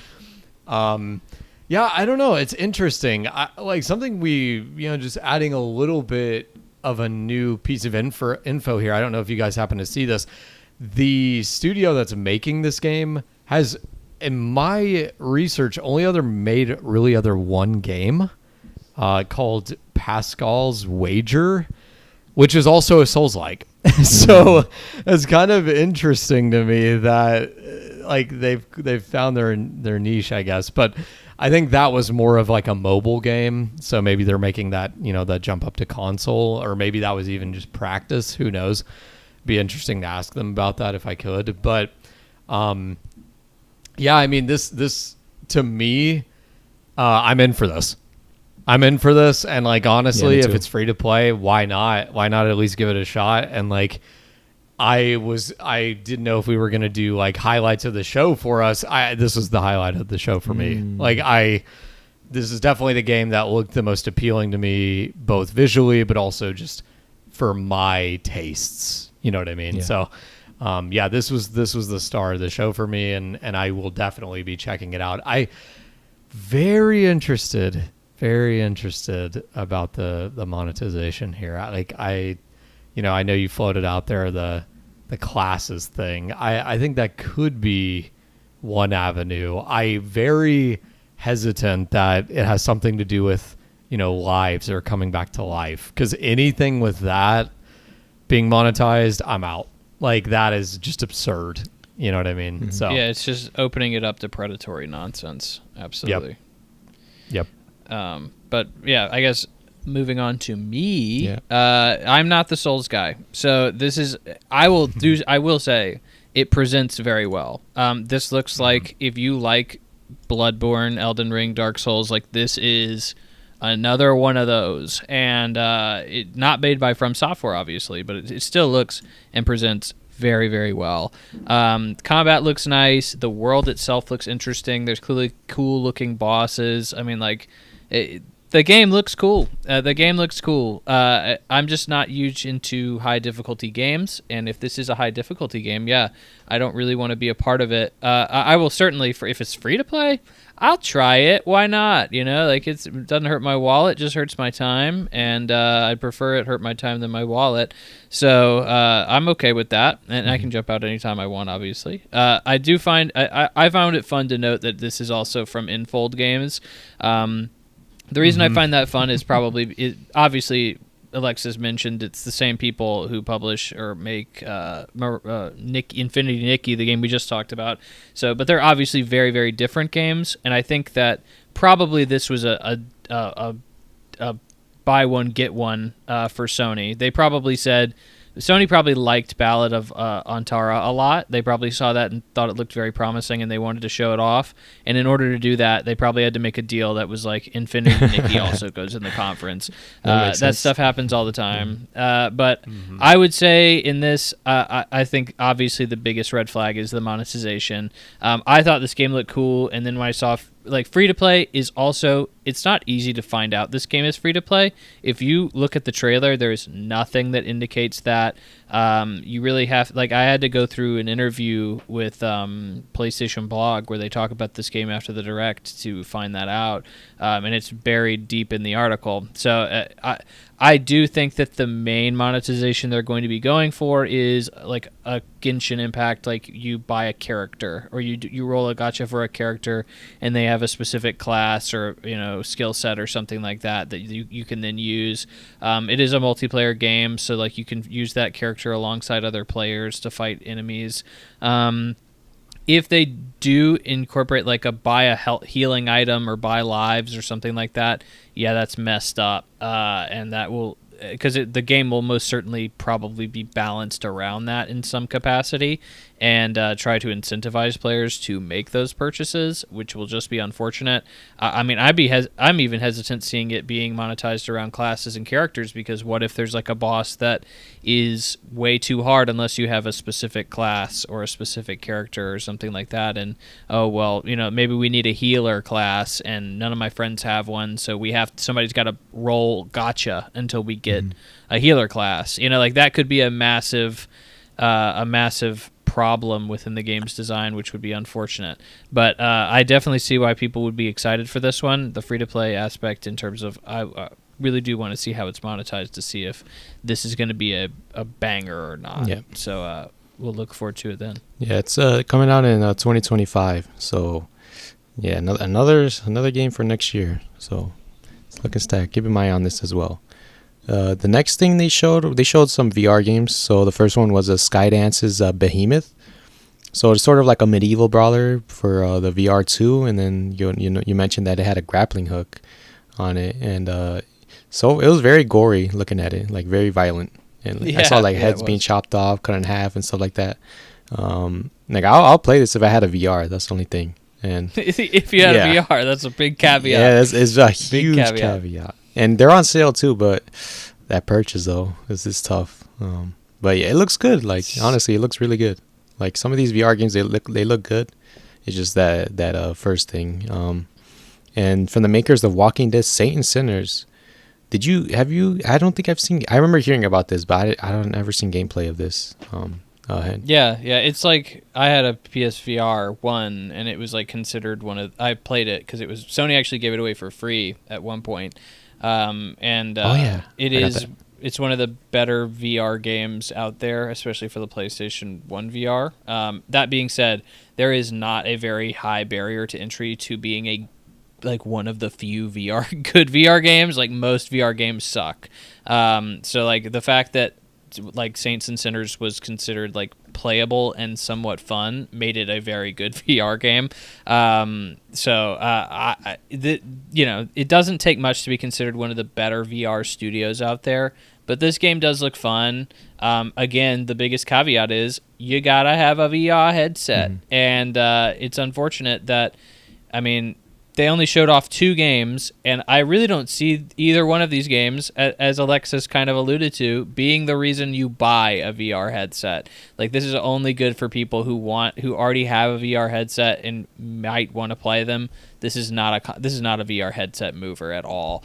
And neither is the next game we're going to talk about. But I don't intend on picking one up. You even said they're on sale right now. They're $100 off. Do you know how much that means? They're still $450 if you wanted to buy a PlayStation VR 2, which is a massive investment for, I guess, Skydance's Behemoth and maybe 1 or 2 other games. Yeah. Like it's just too much to ask for. So good for the people who will be able to play it, but I don't think it's the very many. Mm-hmm. And for the VR, it's just like I do want one because I want to play like Resident Evil like 8 and 4, and the thing that sucks is that the VR2 is not backwards compatible with the VR1, so like you're missing out on RE7, which is like, I think I didn't even think about that. You're right. And there's like a lot of like the first, like the Astrobot VR is like on the VR1, so like you can't play that with the VR2. Correct. So yeah, it kind of sucks. So that's like one of the things behind it that I'm not really into. So, and then the other game they showed was Alien Rogue Incursion. Just looking at it was like a very short trailer, honestly. And when I went, and then the frame rate was a little choppy, and it's like very like scary, which I think is good for VR games, honestly. And then I noticed that it comes out this year, so I don't know. It looks kind of rough, but like I'm hoping it's good for like those Alien fans, because I know like some Alien games are good, and then this one is like another one on that list. So I just want to see more of it, because I know what was the scary one, the Aliens Isolation, was it that? Yeah, that's. I remember people they loving that game. So yeah, there's another one on the list for VR. I don't know if you want to add anything to this, or we can move on from it. Yeah, honestly, both of these VR games, we talked about this before, but I do think Sony is just, I think giving up is a is a strong way of putting it, but it's like these are the VR games you show, and I actually do like Alien as a franchise and as a concept and as a horror fan, but like I just this is rough. Like this is really rough. I mean, to me this felt like we have to put something VR, just throw these out there. Like that's how this feels to me. I am a bit surprised there's not like bigger hitting VR games that they could have shown, and like the games themselves look fine, right? Like that to me is not the problem. I'm not criticizing the games really for how they showed. It's more just in general that Sony's like, yeah, these are the games we're gonna show. Mm-hmm. I don't know what the plan is for VR2. Like I truly don't at this point. Yeah, I don't want to. Totally I don't want to invest in one and they just drop it like that, like they did with the Vita. Especially when it's $550 normally. Oh man, that's crazy. a lot. It's more than the PS5, so which you also need. Yep. So, which you also need. Yes. but it's like I like the concept of it. Like it'll be so fun to like try it out because like it's something I've never like ever used before, and it'd be like, huh. I think I'll have a lot of fun with this. It's just I just look at the prices like, oof. So I think you've never used VR at all. I used the only I guess you'd say the only VR I used was like a Google handmade one, but it's not even VR. It's just like I don't know what it was. You mean like the cardboard Yes. one? Okay. So I don't know if you could count that. That's why. I would definitely not count that. That was like 10 years ago too. It was like a long time ago. Yeah, I do remember those though. You like slot your phone in, and that like you do a roller coaster app, and you do a roller coaster in a VR cardboard box. But I would honestly recommend a MetaQuest. Yeah, if you want to try out VR, try out a MetaQuest 2 specifically. I think 3s are pretty expensive, but 2s are, you can still play a lot of games on 2. And they're very, very cheap comparatively to every other headset on the market. And a lot of people say they've gotten a lot better. If you want to give Facebook all your data, you're good to go. Give MetaQuest 2 a try for sure. I should pay, right? Absolutely. All right. So, I thought you were asking me what the price was. I was I don't know. I have to look it up. All right, so we're done with VR section. The next one was Marvel Rivals, so another PvP game. This is from NetEase Games, so the makers of the critically acclaimed Tom and Jerry Chase. Of course. Yeah, and then this is supposedly like an Overwatch clone, which makes sense because I saw some moves that look like some Overwatch characters, like Reaper. Like I don't know much Marvel, but like someone was doing like the Reaper Ultimate and stuff like that, and then I saw Spider-Man doing something. It was like weird. And I wrote down that I think I'm done with all these PvP Overwatch type games because it's just like your brain explodes trying to like understand like the abilities and stuff like that, and you also have to like learn how to like strategize, learn the abilities of the other characters and stuff like that. It's just like your brain's overload, and then like that's why I don't play Valorant or stuff like that, or even like League of Legends. Like that doesn't like really appeal to me. I think Cam can speak on that too, right? You're not with this at all. Yep. Yeah. Yeah. This shit is just like maybe I know one of my friends is like a huge into Marvel, and maybe we can play like a game or two. But I mean, these are very competitive games, and it's just like very tough to like get somebody on this, and it's like it's a lot of work with this. So, yeah, I'm done with this. If you want to add anything, Henry, we can move on. I will say that I actually did think this looked like a pretty competent Overwatch clone for what it was, but it does look like an Overwatch clone. It is like a almost 1-to-1 in certain circumstances that this just looks like Overwatch. And like if you want that with Spider-Man, I'm sure that's really cool. And I also wrote, this is from the makers of Tom and Jerry Chase as a joke. Obviously, that's just a really weird game that they made. An asymmetrical Tom and Jerry iOS game. If you're interested, you want to fight Tom and Jerry, you can do that for free. But they make, that's like the weirdest game they make. But they make a lot of multiplayer games. You've probably heard of one or two of them, like not very much, but you've probably heard of them. They do a lot of licensed game, a lot of Marvel games. So it's just another one that Marvel just gave them the rights to do, and they just copied Overwatch. So if you are interested in that, there it is. Marvel Rivals. It's on PS5. I don't know about Xbox. I don't think they mentioned Xbox. So, and there's a beta too. So maybe. Next game they showed was Where Winds Meet. Where Winds Met. Is it? Where Winds Met? Is it? I don't know. Where Winds Met. Met or whatever. It was like that. Is the first game from Chinese developer Everstone Studio. And I noticed that they've revealed this in like 2022. And I guess now they're showing like the full gameplay. There was like some gameplay in there actually, and then it just like Henry said, like it reminded you of like another Chinese Souls-like game, and I mentioned Black Myth Wukong, which is coming out this August.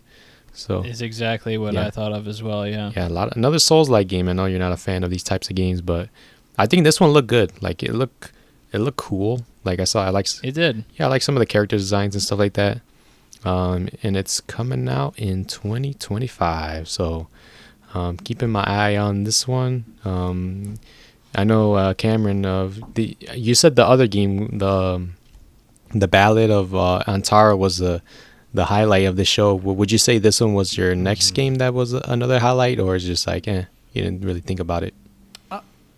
I thought it was pretty cool. It reminds me, like a lot of people are saying, Ghost of Tsushima is what it reminded them of. I could see that. I guess I wouldn't really just jump to a comparison like that, because I think this does have some pretty big differences in my opinion. But I was gonna mention, like, for anybody that is curious about this game, Where Winds Meet, it does have a like hour and a half long gameplay demo that they aired after the state of play. So if you're curious, I mean, there's a lot of gameplay on YouTube. So yeah, I mean, that's kind of an option. But to answer your question, Alexis, like 100%, yeah, this was number 2 for me for sure, and it looks interesting for sure. I think the only part, and I'm not going to play my hand too much here, with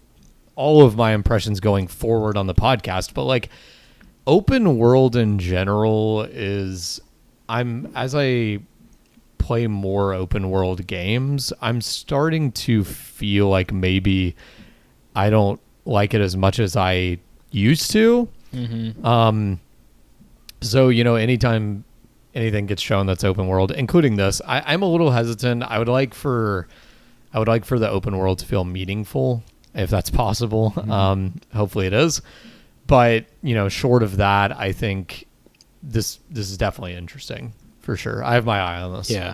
This is open world. I didn't realize that. I'll have to watch the gameplay that you mentioned later. So, yeah, it is. And honestly, like I said, like a lot of people are saying like Ghost of Tsushima clone. Oh wow! Because it's a very similar aesthetic. It's a very, very similar look to it, but even the gameplay is way different. Like it has like the buttons on screen, like block, attack. It reminds me almost like a more arcadey version of like Assassin's Creed. You know what I'm saying? More like combo focused stuff like that. So yeah.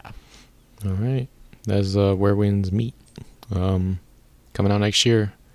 The next game they showed was Until Dawn Remake, and I don't know. It's a remake of Until Dawn. Yep, there you go. What's the point of this? That's what I'm saying. That's all I'm gonna say. What's the point of this? Like, why can't we get Bloodborne, bro?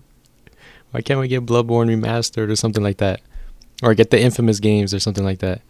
And this is from the new studio Ballistic Moon, so it's just like the same people that made this game, they want to remake it. Like, what?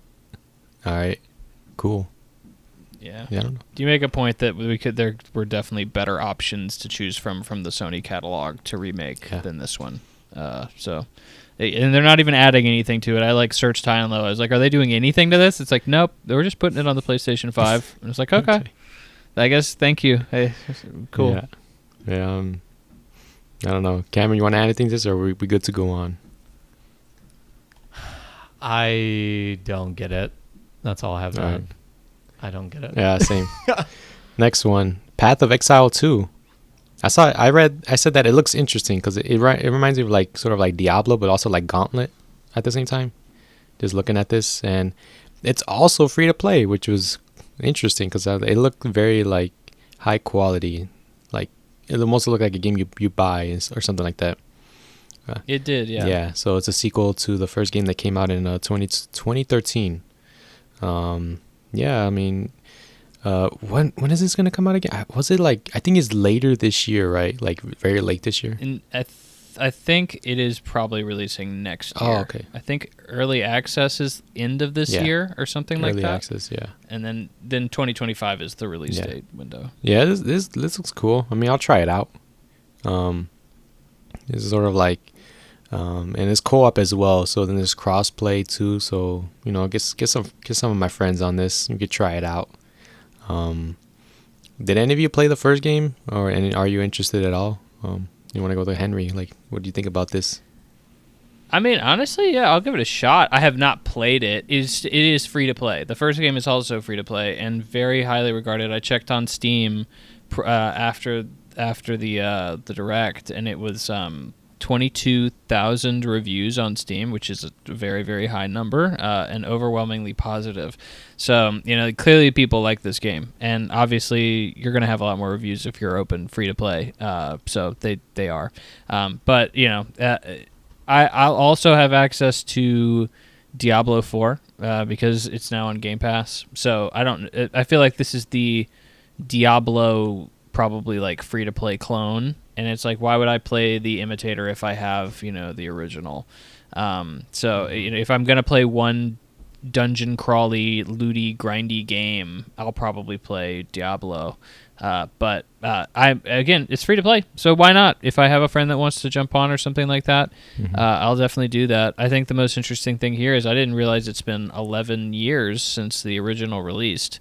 So it's interesting. It's been such a large gap, but other than that, I don't have much to add on that. Nice. You want to add anything, Cam, or are we good to go? Just to say that, kind of backing Henry up in terms of, sort of praising the original somewhat. And I do want to add, though, that, like, I think, and not to, kind of, not that I'm calling you out or anything, Henry, but I do think I've heard the quality of the writing in PoE is miles above Diablo. So I will say, for people that like story-focused games, I have heard the writing is actually phenomenal in this game. I've never played it. It's one of those blind spots that I actually think I will get around to eventually, because I do want to try it. But yeah, I just wanted to kind of call that out because I think it's one of those games, like, it's very easy for these games to just kind of like throw the story to the side because it's not really the focus. So I do give it a lot of credit, the original, for, going to that level of like, yeah, it's going to have a full-fledged and apparently really well done story front to back, right? But also be this genre that's a lot less common and I think is cool. So. I mean, honestly, that's all you needed to say to convince me, because I did not know that this game was known for its story, and I obviously care more about story than I do about mindless dungeon crawling and grinding. So, like, if I have a big story or a nice story to go along with it, I'd much rather play the Path of Exile. Because I've actually played Diablo 2, which a lot of people say is, like, the best Diablo game, and I absolutely hated it. So, like, it's way too grindy. Incredibly grindy. You cannot go back to Diablo 2 now. So I would say you honestly convinced me to probably check this out instead. So I'm glad you said that. Nice. Cool. Path of Exile 2 coming out soon. Next one, we can skip this, but it was just Silent Hill 2. They showed extra gameplay of it, so that was like what we talked about earlier. The next one was Monster Hunter Wilds. So I had a prediction that they would show Monster Hunter Wilds at this. And they're also going to show it at the Summer Games showcase, so that's cool. For me, it looks amazing. Like, looking at it, like right now, it looks a little choppy. Like, I will say, like, the frame rate's but I think it's fine. I don't really care about that because you don't you don't really need them frames like that. I mean, there's a lot going on like in a Monster Hunter game, but it's like I can live with that, and I'm kind of scared it might be 30 FPS like at the same time, because World is at 60 and it looks good, but this is like, oh man, it's like sort of like the Dragon's Dogma 2, where it's like maybe 30 60 FPS, you don't know. But yeah, so far looking at the gameplay, like the characters look way better compared to World. Like they actually look like actual like Resident Evil characters, which is funny because it's like on the RE engine. And then there's also the return of palicos. So palicos are like cats. They're companions that help you during fights. There's also a palamutes in Monster Hunter Rise. So like we haven't seen them yet, but they're like the dog version of like palicos. There's also what was it? Like the open world. Like people, I don't know, they haven't confirmed it yet, but like it's sort of like open world, but it's like the areas are much bigger compared to World, right? So when in World, you're like in zones, and it's like sort of like compact at the same time. So there's like a very like, I wouldn't say claustrophobic, but it's like smaller. But here, like looking at it, like the areas are like much bigger, and like you're fighting a lot of monsters at the same time. So like I'm excited to see more of it. Like I want to see how like the gameplay and everything, what else they change. They also confirmed like the same weapons from World are coming back. Maybe some new ones might return from older games. Also, I forgot to mention like the cats, like the palicos, the companions. They're actually talking in this game, which is weird because in World and Rise they meow and like they don't really like speak English, but they're speaking English, but they're meowing at the same time, right?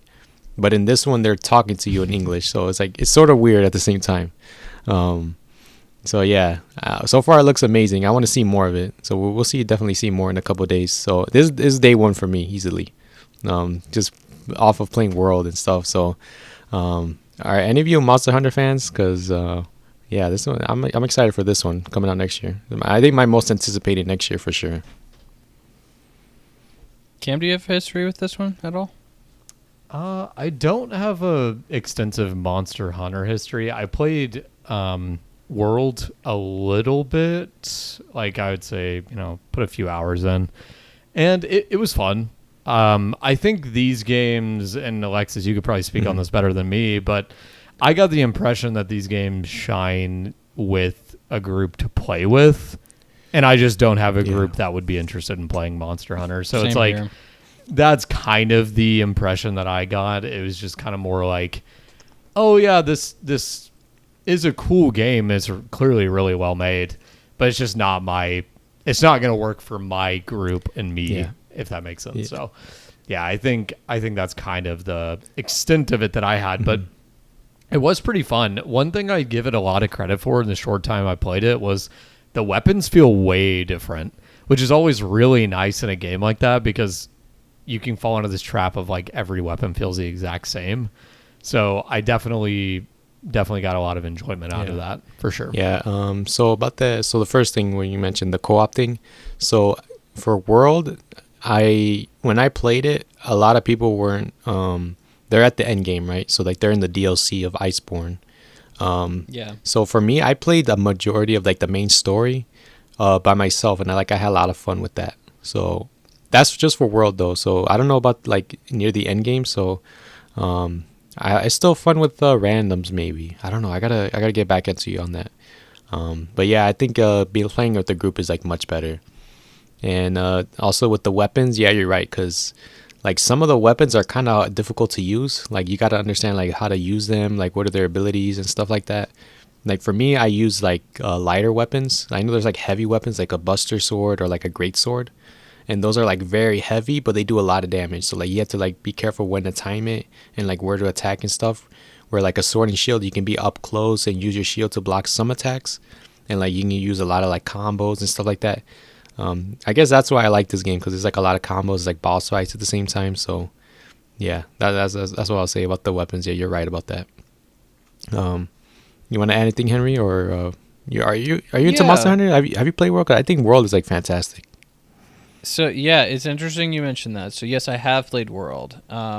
World was probably the first Monster. I had some friends in like high school that liked Monster. They play like on the PSP. Yeah, it's very portable. And Yeah. That was originally where the series started out, was handheld, and then it traversed to the console. And so Monster Hunter World was like the first big leap, per se, in making, Monster Hunter more technically advanced, I guess, because it didn't have to be compact on a handheld device.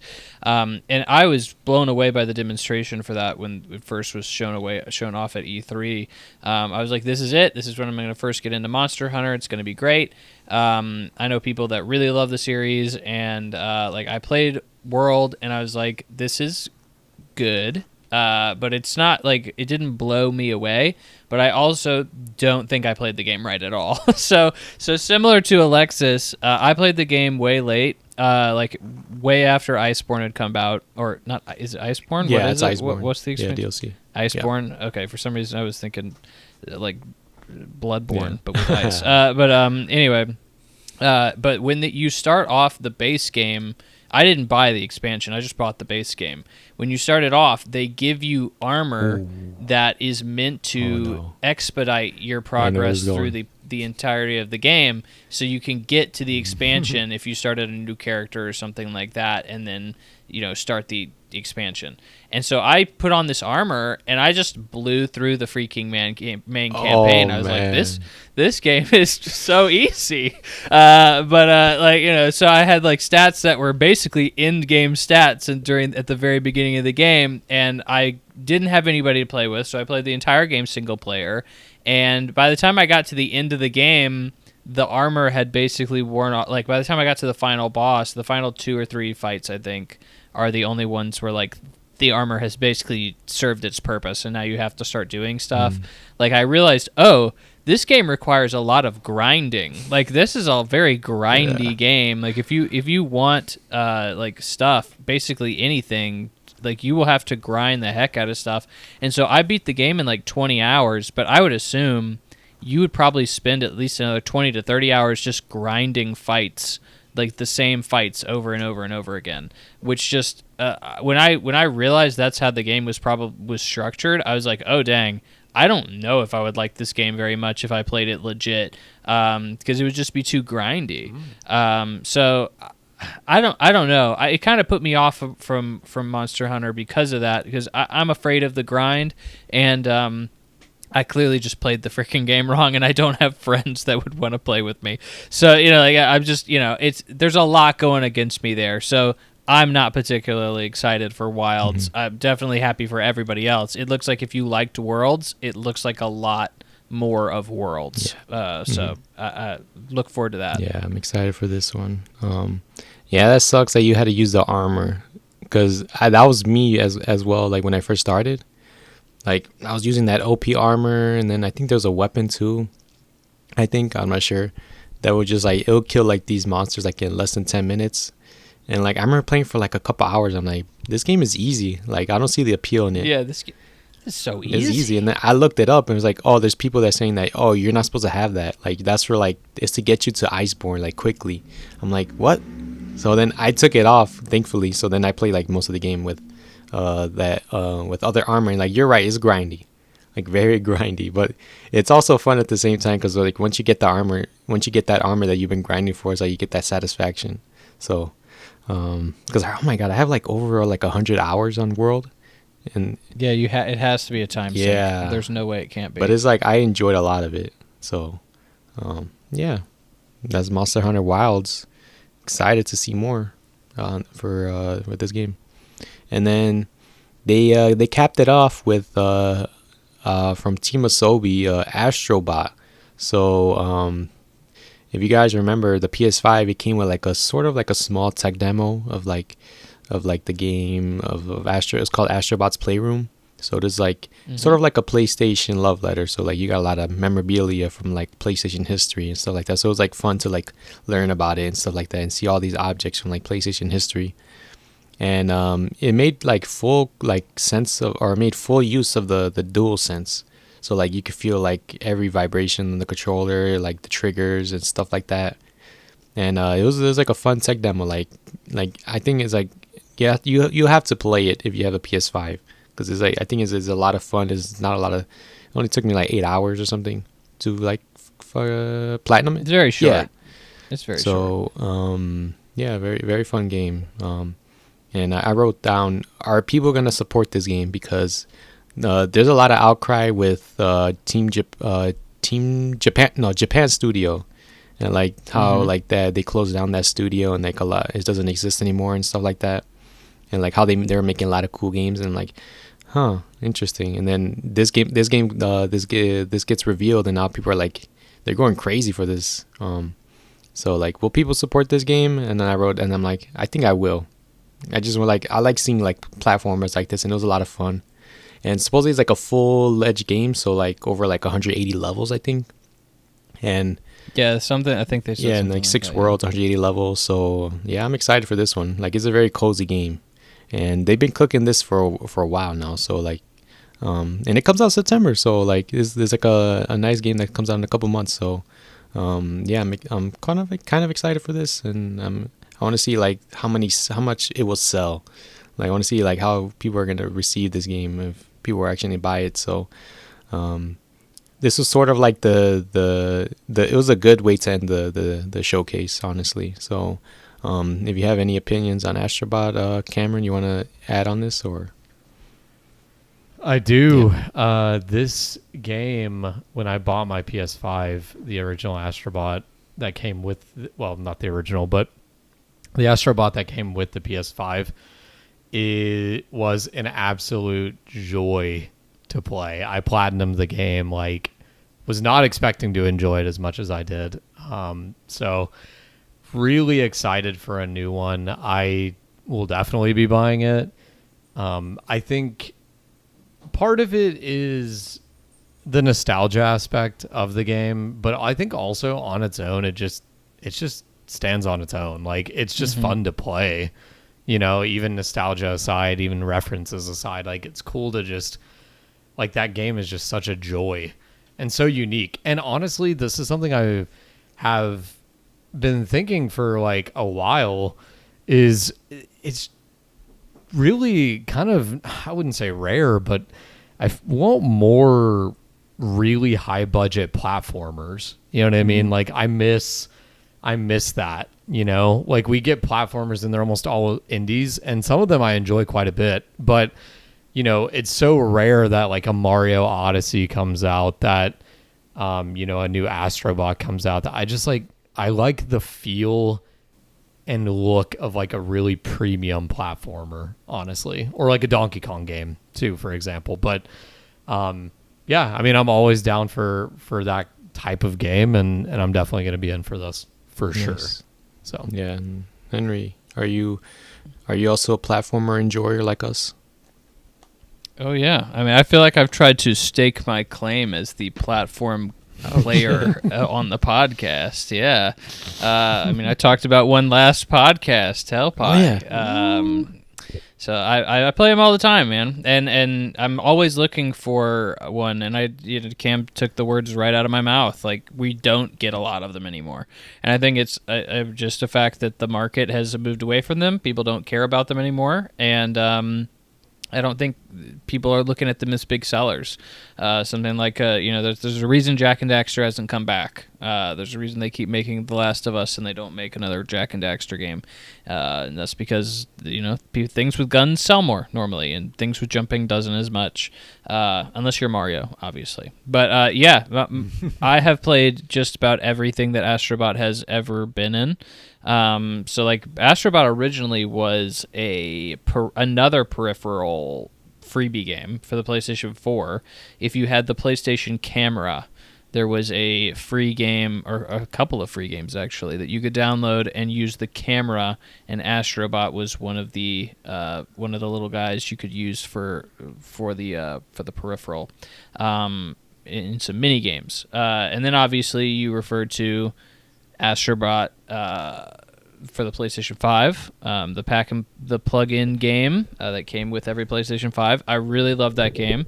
And then I played Astrobot Rescue Mission because I had a PlayStation VR 1, and it is easily the best game it's the second best VR game I've ever played, in my opinion. The first being Beat Saber. I think it's just like an undeniable truth that nothing will ever be better than Beat Saber on VR. But like Astrobot VR is great. It's a fantastic platformer, and it shows that you don't even need Sony nostalgia to make this game good. Like it's a solid platformer, and it's a solid team that clearly can think outside of the box and make interesting things happen with this device, because that's what they've always been doing. They've either been using the camera to make Astrobot do interesting things, or the VR headset, or the PlayStation 5 controller. So I think that now we're just going to be focusing in on what makes a good platformer here, a straight platformer with a lot more Sony nostalgia. They've already confirmed there's going to be a lot more Sony references and Easter eggs in there, and I'm looking forward to that heavily. Mm-hmm. And I easily will support this. I think you also made a good point. Like, this is the dregs of the Japan studio that got closed down. This is the last of them. So I'm happy to support them too. I really would have supported it before that, just because I like 3D platformers and Astrobot, but because their previous games have been good, but even that makes it even a bigger deal. So this was easily the highlight for me. I will say that the one last caveat I have to that is this is not a VR game. This is not Astrobot Rescue Mission 2. So I feel like if Astrobot was going to come back, the obvious thing would have been for Astrobot Rescue Mission 2 for the PlayStation VR 2. And I feel like this is almost another kind of tacit admission that they are just kind of, like Cam said, giving up on the PlayStation VR 2. So that's another little takeaway for me on that as well. Nice. Yeah, there's a lot of people saying that too. They wanted like for the VR 2 and to see if they could get support for it, but there's more work for it. And yeah, I can't wait for this one. I want to see how it plays, and I think it's gonna review well. And thankfully, I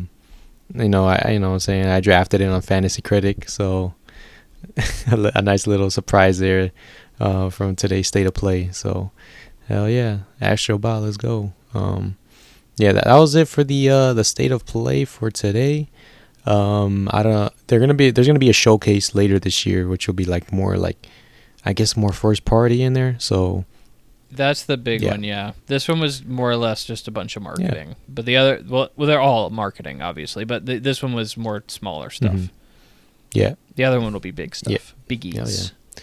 All right, so let's get into this rating. So we're going to rate the State of Play. So I think there's a mix of multiplayer stuff, single player, and there's a lot of unique stuff in here.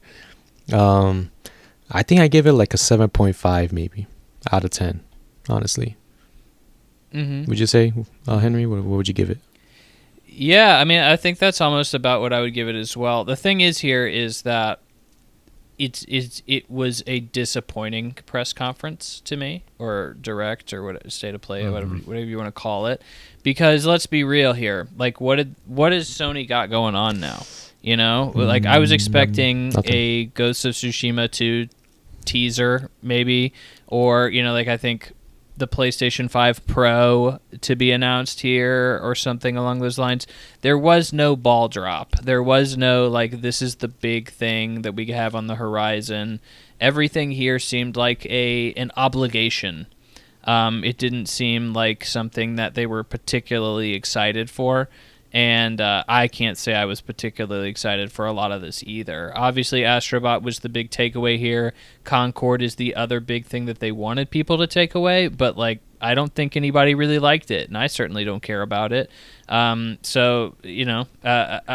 feel like, everything else is fine. Most of it doesn't really apply to me. So I'd probably give it a 7.5. But, just to be pessimistic, I'll be a 7. Yeah. How about that? That's fair. I mean, yeah, because I hated some of the multiplayer stuff. That's it. Marvel Rivals and Concord is just doesn't speak to me. Same with the Ragnarok PC port. If you're going to announce a PC port, why not just give a little teaser of Ghost of Tsushima 2? Doesn't it have to be like a teaser trailer? Just be look forward to this in the showcase later this year, and then people get more hype for that. So yeah. I was even maybe expecting some Spider-Man 2 DLC announced here, something like that. That seemed appropriate. It's just a lot of stuff that I was expecting just didn't happen at all. People are saying they're going to show the DLC at at the Jeff Keighley's Summer Game Fest. So That could be. which is weird because it's like that's like a PlayStation thing. So it's just like, oh, it's whatever. Yeah. Cameron, go ahead. I'll be the negative one in the room. I was thinking like 6 in my head, to tell you the truth. And the reason why is you guys have talked a lot about, as well as, you know, there's just not a lot of meat on the bone here. I think one thing for me that drops it down pretty significantly, kind of goes into my score, is what is the highlight here? Is it Astro Bot? Is that what you're saying? Is that what you're saying? The highlight of the press conferences? Because if that's the case, as much as I like it, that is not good enough for. It's not the tempo, in my opinion.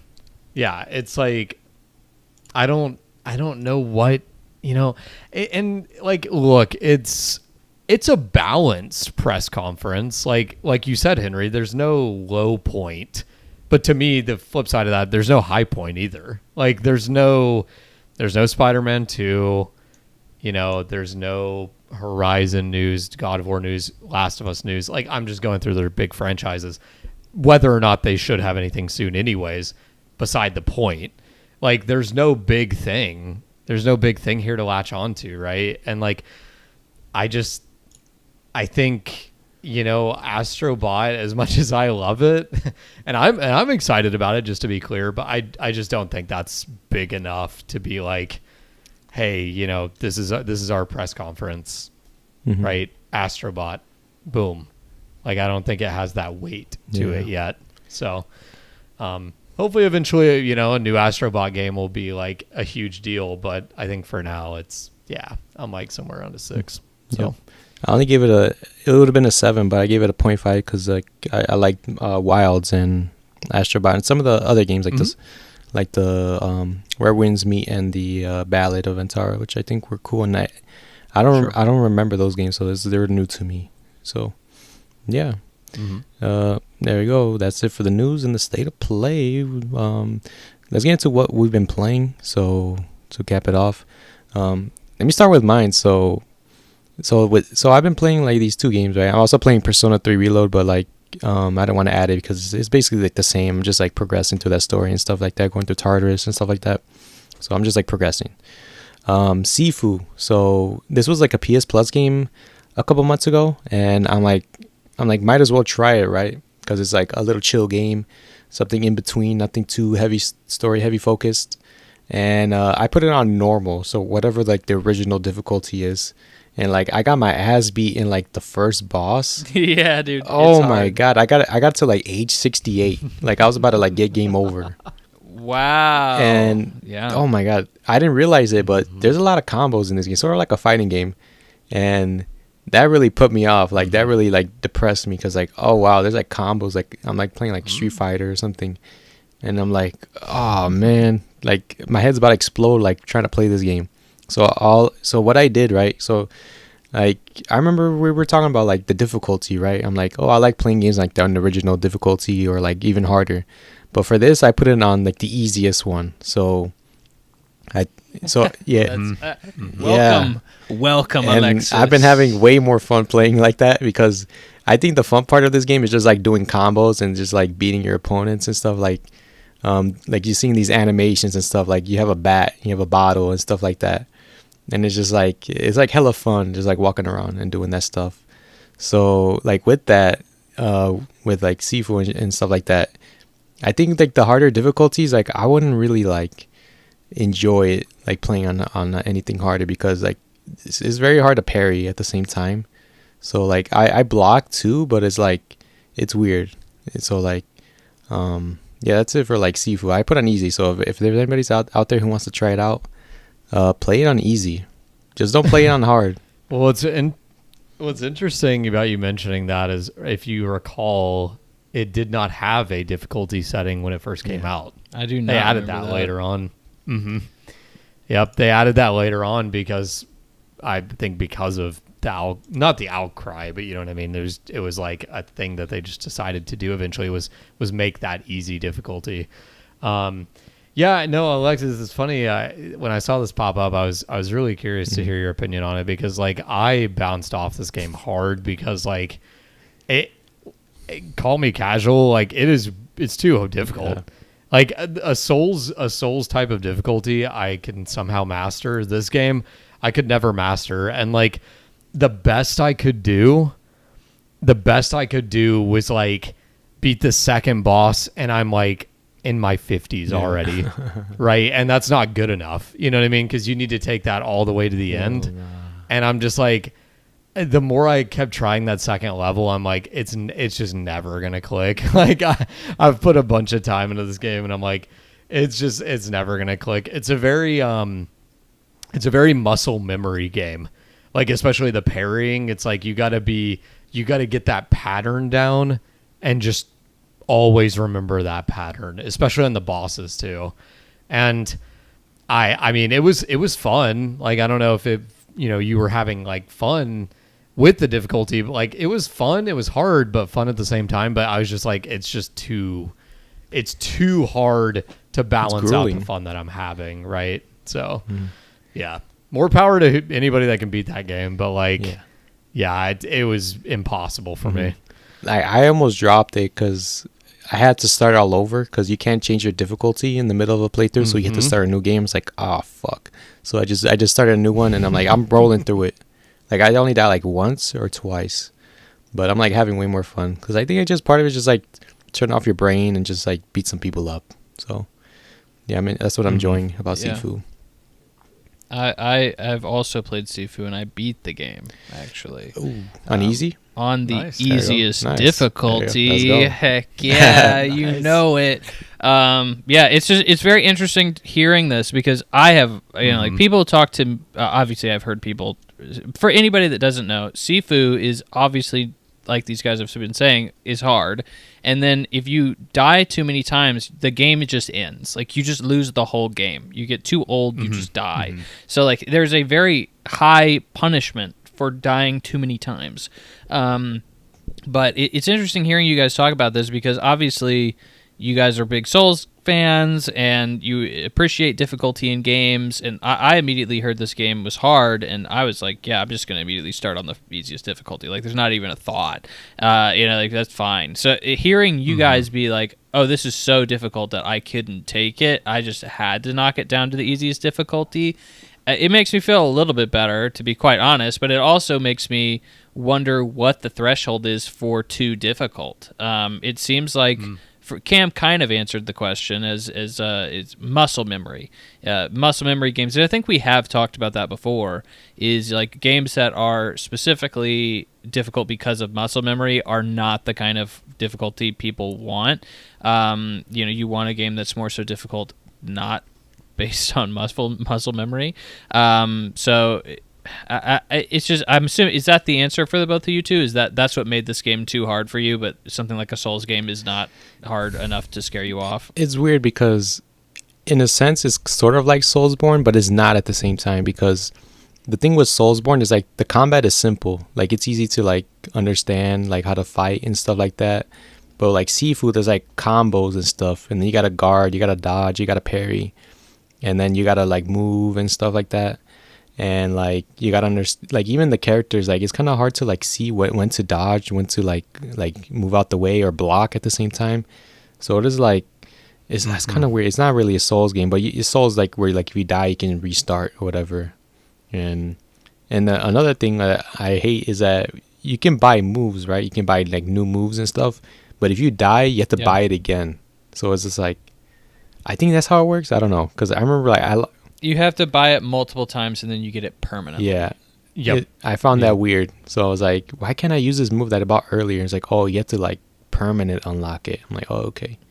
So that was kind of annoying. Henry, I think this is a really good question, actually, because you've gotten my mind working as to like what actually made this super difficult for me. And like it's interesting to think about, because like I think what it boils down to for me is, funny enough, not even difficulty that bounced me off, but more so the frustration of the gameplay loop, the more I think about it. Because I'll tell you exactly what happened to me is I was on the boss for the 3rd level, and I was dying, obviously, over and over.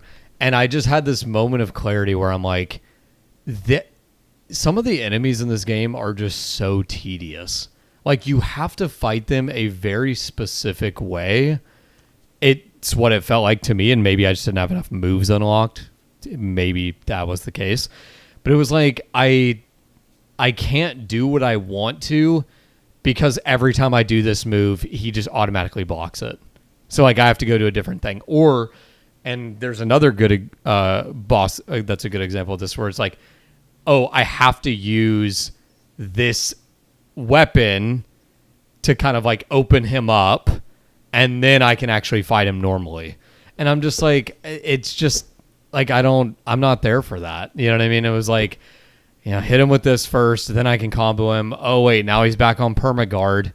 And the frustration for me, like, stacking on top of that, is you don't learn those type of things till they've already killed you 2 or 3 times, right? It's like, I'm trying to hit him over and over, just switching out my moveset. Oh, I needed to go pick up a bamboo stick in the corner, right? Like, because this boss arena has like 100 of them, and I just didn't think about that. And even if I did, right, like it felt like a very specific sequence.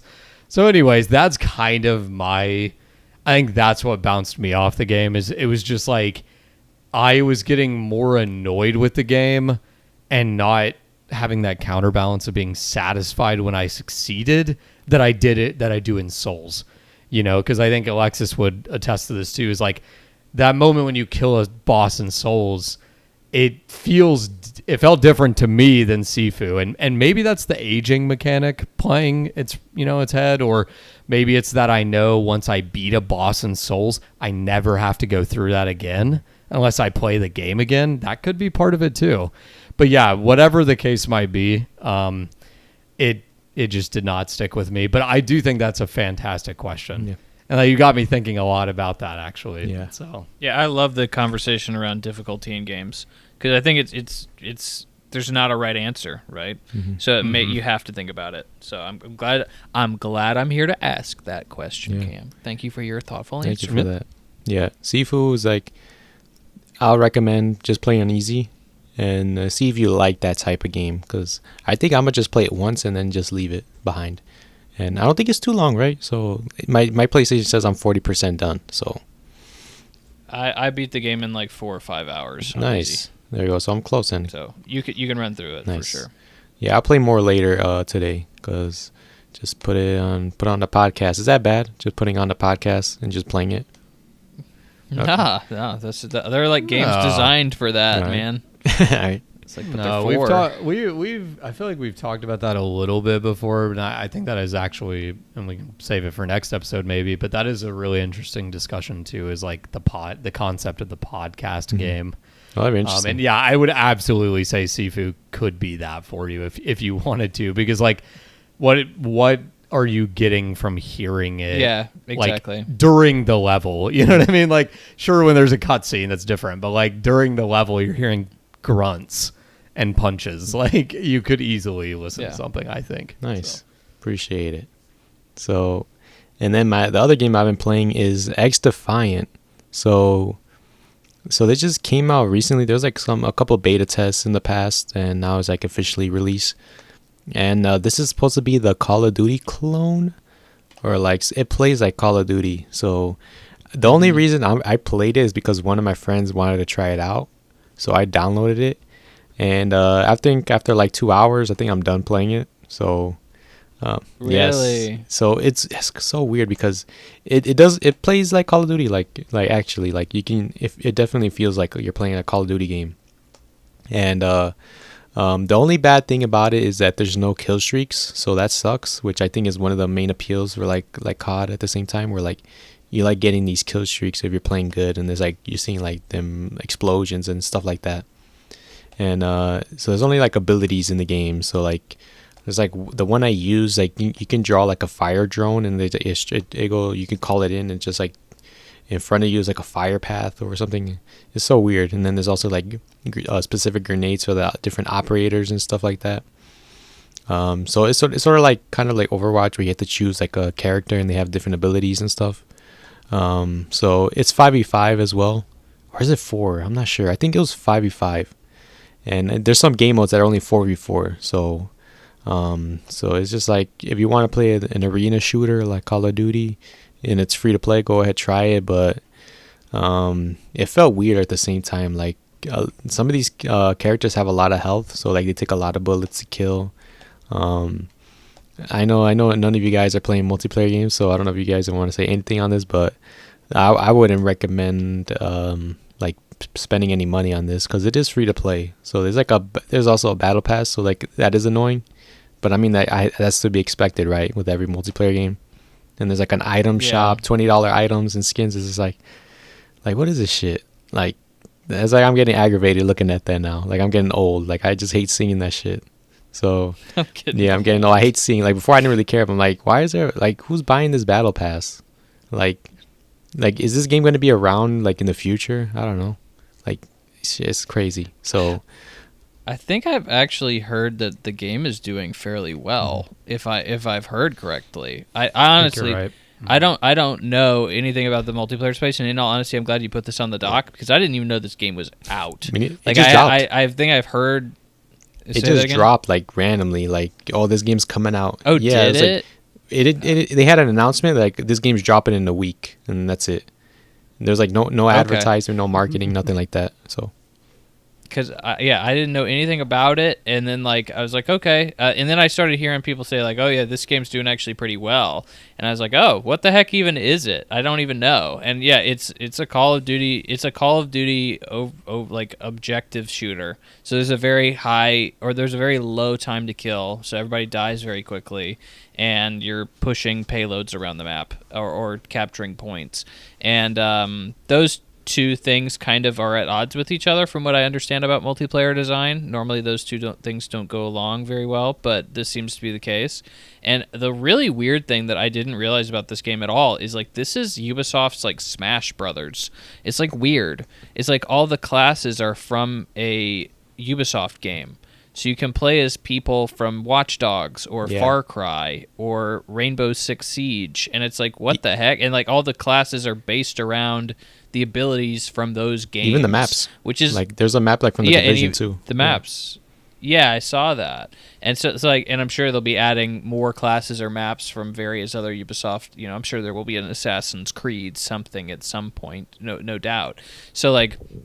That kind of blew my mind. I was like, oh, that's a really interesting concept. I didn't expect Ubisoft to do that. Honestly, I didn't think Ubisoft's IP were so memorable and recognizable that they deserved to have some kind of a Smash Brothers, like kind of game.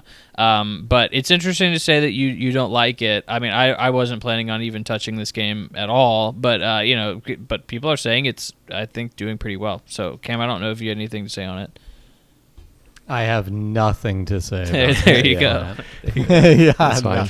No valuable input here. So I might just delete it off my hard drive so I can get some extra space, because I just have it for that one friend who wants to play it, and I had a miserable time on this, because I one of the games I went like 2 and like 28 or something, and so yeah, I was bad. I'm like, I'm washed. I can't play these games anymore. So that's all I have to say about xDefiant. So try it out if it's free. It might be for you, but for me, nah, I'm good. I'm moving on. So yeah, I don't know if you guys want to go next. Okay, you know what? Let's go with Henry with Hellblade 2. It's a new release. So I want to hear your thoughts on this. Yes, it is. Yes, I'm going to shill for Gamepass again. Thank you, Gamepass, for giving me this wonderful day one release of this Microsoft IP. You're practically scamming Correct. them, basically. I know, man. Isn't that crazy? They're going to go bankrupt because of me and how much I'm using Game Pass. But yeah, so Hellblade 2 came out, and it's sitting at an 81 on Metacritic right now, which is, I believe, the exact same score of the first game. I will say that this game is very, very pretty, and the acting and audio design is very, very good. Some of the best in the industry, probably. everything else about this game kind of sucks. Like, I didn't like it at all. Like, I beat it just to be sure that I didn't like it at all. And like, I nearly fell asleep playing this game. I had a headache playing this game. Like, it is boring. It is not fun in so many different ways. It is crazy that this game is sitting at an 81 to me. This is probably one of the most glorified walking simulators I've ever played in my entire life. And I should say that I played the first game. So I played the first Senua's Sacrifice, and it is a game that I think Cam and I have actually talked about this on a previous episode, is that we both really didn't, and Cam, speak up if I am putting words in your mouth, but we both didn't really like it that much. We both didn't have a very good time with it, and the only reason I talk positively about that game is because it was a one-off experience that was attempting to do something that was interesting. So if you don't know, Senua's Sacrifice and technically Senua's Saga, the sequel, they're both trying to show off what it's like having psychosis. So essentially hearing voices and hallucinating and stuff like that is trying to give you the best interpretation possible that it can. They even brought in like experts to like kind of make sure that they were portraying that accurately, and it's a very interesting idea to try and portray in a game, and I really respected that. And that being said, the reason I didn't really have very much fun playing the first game is because, I mean, who would have thought being crazy is not fun? Like, having psychosis and having, voices telling you to do stuff every second is like kind of annoying, and like there's a reason people don't like having that happen to them in the first place. And like hallucinating is not fun. It can be in terms of the video game and how it was used, but like a lot of the times it was just the same trick kind of played over and over and over again on the player, and it got tiring by the end of the 7 to 8 hours of the campaign. This game is shorter. It's about, probably took me 5 or 6 hours to get through the whole thing, but I respected the first game. This game, I think, almost spits on everything the first game was trying to do. Like I said, the first game was the entire point of that game was you are Senua, and you are traveling to the underworld to reclaim the soul of your lover. A very interesting concept. It's very conceptually intriguing, and I liked that. The point, I think one of the bigger points of this game, or the first game, was you never knew if it was all in Senua's head. Like, was she just crazy? Like, was this just like her conquering her own mental health issues, or was this literally a woman like fighting the gods to try and reclaim her lover's soul? And you never really knew. It was kind of like the Inception, like top spinning moment, like at the end of the game you're just like, well, I guess I have to interpret what the ending is here. And in this game, they almost immediately are like, no, it was literal. Yeah, she definitely was. She did all that stuff in the first game, and like mystical stuff is totally real. And if you ever thought there was any interpretation to the first game, we just totally just spit on that. And it's like, oh, okay. Like, thank you for taking that away from me. And then, admittedly, the ending kind of turns that on its head. But even when it does do that, it still spits in the face of what they're trying to portray with psychosis, which I don't know why this game needed a sequel in the first place. The first game's story wraps up pretty nicely. This game's story is Senua's people are being taken as slaves by people across the sea. Senua intentionally gets captured by those people and to try and find the slavers that are selling her people and that are sacrificing her people to these giants. So you're going through the game and trying to find the slavers, stop them from taking the people, and kill these giants that they are sacrificing the people to. Again, this is all very interesting until you play the game and you realize that it is the combat is Cam, and you could probably vouch for me on this. The combat in the first game is already pretty dumbed down. It's not very like intricate or interesting, really. This game somehow made it even dumber. You have a dodge, you have a block, and you have a button to attack with. And if you somehow die, or you also have a special that basically insta-kills any enemy for you whenever you want. And if you somehow die while fighting an enemy, you will die, but you will immediately start fighting that enemy again. So like there's almost no punishment at all for dying in combat. So there's no stakes to combat at all. And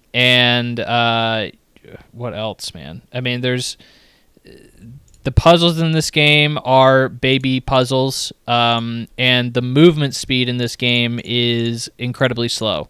Combined with the fact that most of the puzzles are just walking from point A to point B, and there's also less puzzles in this game than the first game. So if you liked the puzzles in the first game, there's not even that many of them. So like I held down the run button the entire game. I held down the run button, and I still felt like, dang, this is way too slow. Like let's pick it up, people. I still felt that Psychosis is still really annoying, especially at the very beginning of the game. You wash up on a shore, and Senua is very, not in a very good headspace, and therefore the voices in her head are, constantly yelling at her. And I got a headache. Playing the opening portion of the game because it was just so annoying. I was not very happy with that. The pacing for the game is off. There are segments that go on for way too long. And again, this isn't even a very long game. There's segments that go on for way too long and some that are way too short. They either don't get a lot of time or like characters feel rushed. There's even oddly like towards the end of the game, they're like, because you get companions as you go, and it gives you like an option of like, who do you want to save, this companion or this companion that you met 5 minutes ago? And I'm like, why are we acting like I know either one of these characters? Like I hardly know them at all. This one I only met like 15 minutes ago. I had a conversation for like 5 minutes climbing up a mountain. Like I don't care about these people at all. Climbing? Climbing a mountain? Oh, dude, it's a walking simulator. Oh So like God. Everything in this game is just moving. It's just moving from point A to point B slowly. And yes, there will be climbing, and it will be frustratingly slow, and you will hate every minute of it. It's unfortunate how slow it is, and there's really no interaction with the climbing either. It's just holding the analog stick forward. I mean, I think we've talked previously about like climbing in games and how you're just moving from the yellow paint to the next yellow paint. This isn't even that. It's just like pushing an analog stick forward. I'm looking at my notes here. Held down the run button. Very linear. That's another thing. This is incredibly linear. You're just literally half the time half the game you're going through a cave, and you're just like going forward through a tunnel, and there's like nothing else you can do. Yeah. I think that's a lot of what I have to say on it. This game sucks. I don't like it. Yeah. I like the bluntness. What really scares me here is Microsoft going through and killing a bunch of studios recently. I feel like if I was looking at Microsoft, if I was in Microsoft's shoes, I'd look at this, I'd say, Ninja Theory looks like a pretty good little lamb to sacrifice. We don't need them around anymore, which sucks because I think Ninja Theory is a talented studio. So I genuinely think that this puts them in the line of fire. And admittedly, there was an article that Xbox came out and said they've already greenlit their next project, but I don't trust it. I mean, who knows? They could still cancel it. It can't kill them off at any time. So. That's what really scares me about this game, and also a big thing to mention here is no one's freaking playing it. If you look at Steam numbers on SteamDB, it is crazy low. It's so low, and a lot. Even I would normally point at like, oh well, it's Game Pass, of course. Like nobody's going to buy it on PC because everybody's going to be going to Game Pass and getting it for free. And it's like, okay, yeah, well, the same thing for Eiyuden Chronicles. There's like 50 times more people playing Ayuden Chronicles, a Kickstarter game that is free, that is also a free day one Game Pass get. Yes. And it's like 50 times more people are playing that game than Hellblade 2. And it's like, what, like, nobody's playing it. There's no way this is not a commercial absolute flop. And I don't think it's being received that well. So, like, this is something I would say it puts them in the line of fire for sure. Yeah, that is interesting. That's an interesting take on it. I agree with you somewhat. I mean, I guess my only caveat to that is really, like, I don't think they can afford to get rid of Ninja Theory. Because, like, they already have trimmed so much fat. And, like, my bigger thing here, and I think we all three probably agree on this, is like, they hyped this up as like their centerpiece for this year. I mean, like, this is like the Xbox game this year. Like, they've been talking about this for a while and priming us up for this. And, like, I don't know how the final sales numbers are going to shake out, but just early going plus the low 80 critic score, like, that, this has to be considered a failure, like a huge failure, honestly, in my opinion. You know what I mean? It's like, it's not even a small one. This is really bad for them. And, like, I just honestly, the more you described the game, and, like, I am, had recalled my memories of the first one, I'm just like, I truly don't understand why these games have to be made this way. Like, I used to have more tolerance, and, walking sim is a kind of has a long and storied history, but, like, it is pretty accurate, right? And, like, I had more tolerance for these when I was younger, and as I get older, and play more video games, I'm just like, what is the point of it?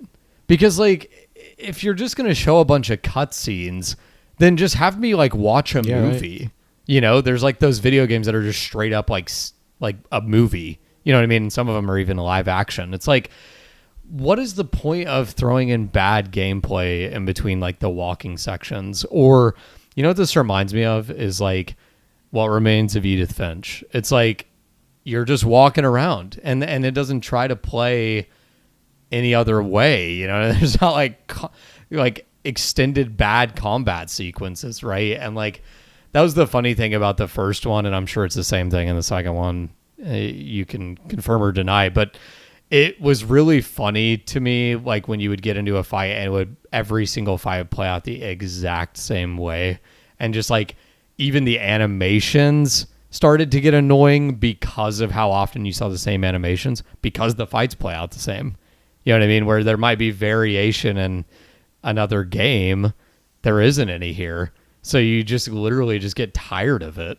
And it sounds like that's what happened to you. I mean, it's honestly, even, so I get it. Even more, it's worse than the first one. I mean, I will continue to say that. Mm-hmm. Like, even the combat is more dumbed down, more repetitive, worse. I mean, like, I don't even, and, like, I mean, you're even saying, like, it was pretty bad in the first place. Like, yeah, they made it worse. Like, somehow they made it worse.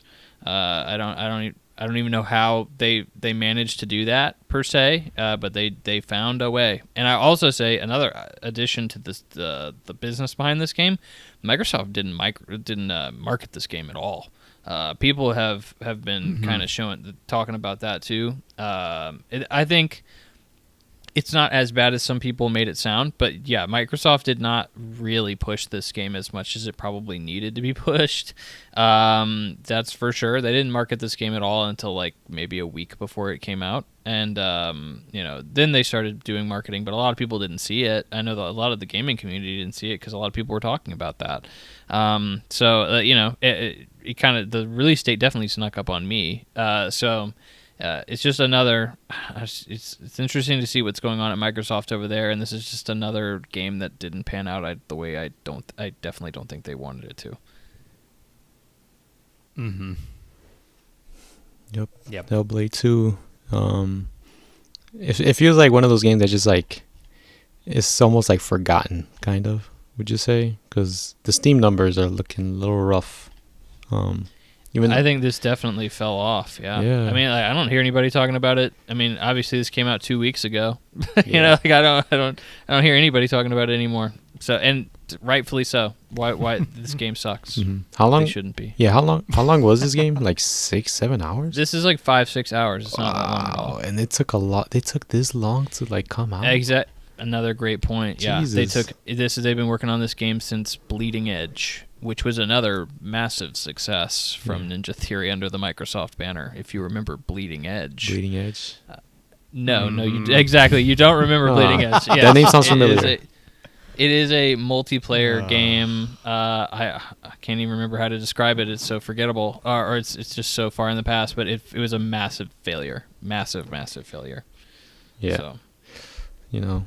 That's just It more sucks. what we've talked about before. It's just more why take this long, put this much money in to make such a short and not good game. And I know that sounds easier said than done, but it's like if that's how it's gonna be, then just like change up the strategy, man, because this is clearly not working.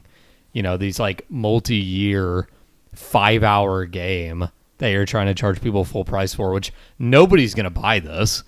A, because of the word of mouth, but B, because it's on Game Pass. Yeah. So like anybody who was curious, despite the bad word of mouth, is just going to play it on Game Pass. So yeah, I don't get it. Yeah. Bad situation. And it's like you look at like Rebirth, right? And then Rebirth's like long, like over like 100 hours, and that came out like in 3 years, I think, almost like 4 years, like damn near. And just like what the hell was Hellblade doing? And it's just like a walking sim, like you mentioned. You're climbing a mountain for like 5 minutes, just talking to like some random dude or person or whatever, and it's just like what the. But then I think it's also like some people say it's because it's like a smaller studio, so I guess we can give them a. Yeah, I really don't even think that's that big of an excuse at this point, to be fair. I mean, it's still a 5 or 6 hour game, so it shouldn't take that long, and they had a lot of the basis for it already with the first game. Yeah. So kind of like you were saying with Final Fantasy, they were able to churn it out really quick. It's because they just reused a lot of assets and just used a lot of the same framework that they already had.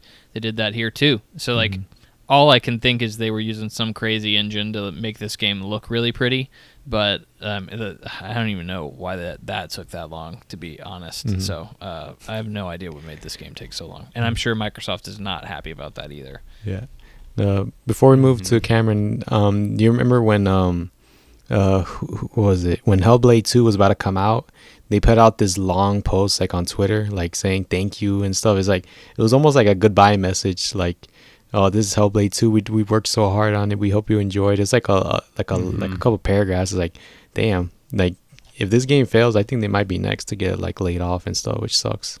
So, yeah, Hellblade 2. You wanna continue, Cameron, with what you've been playing? Humanity. This one of my friends played this before and he liked it. It was weird.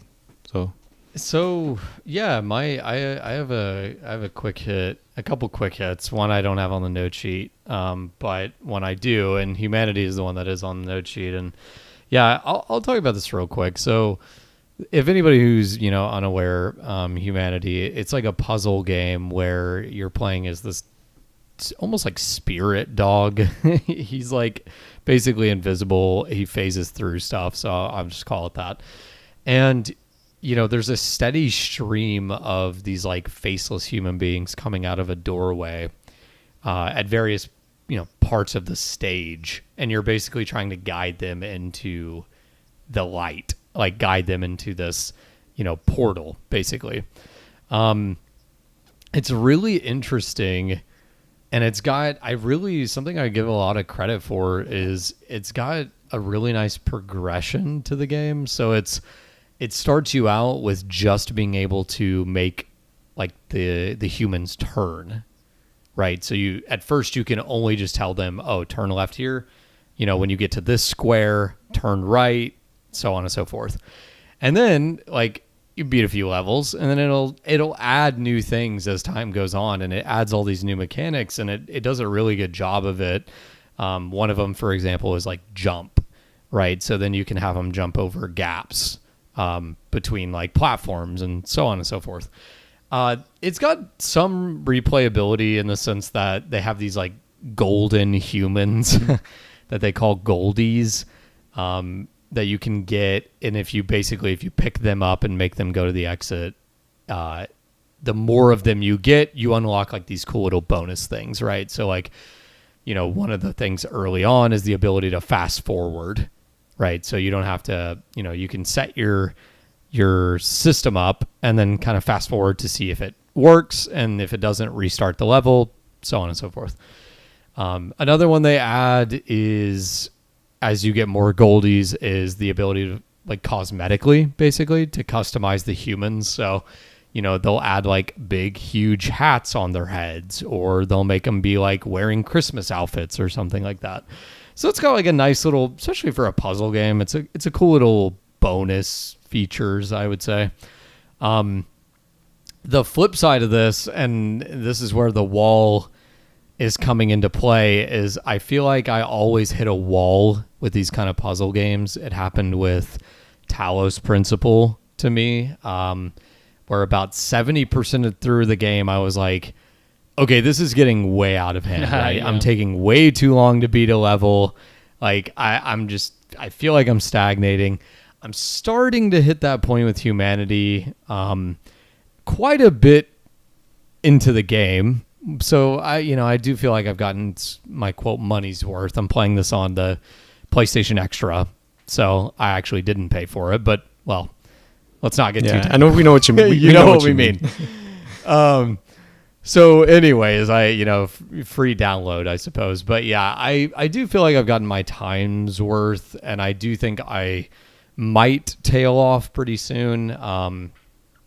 But for now, I'm just gonna keep plugging away at it, and we'll see in the long run how it ends up shaking out. But yeah, I think all told, it's definitely one of the better, maybe one of the best puzzle games I've played in a really long time, if not period, right? And so like, I think it's a really solid game, and it's got a really nice complete package, if that makes sense. Like, graphically it looks smooth, obviously not very intensive graphics, but still it looks smooth for what's there, right?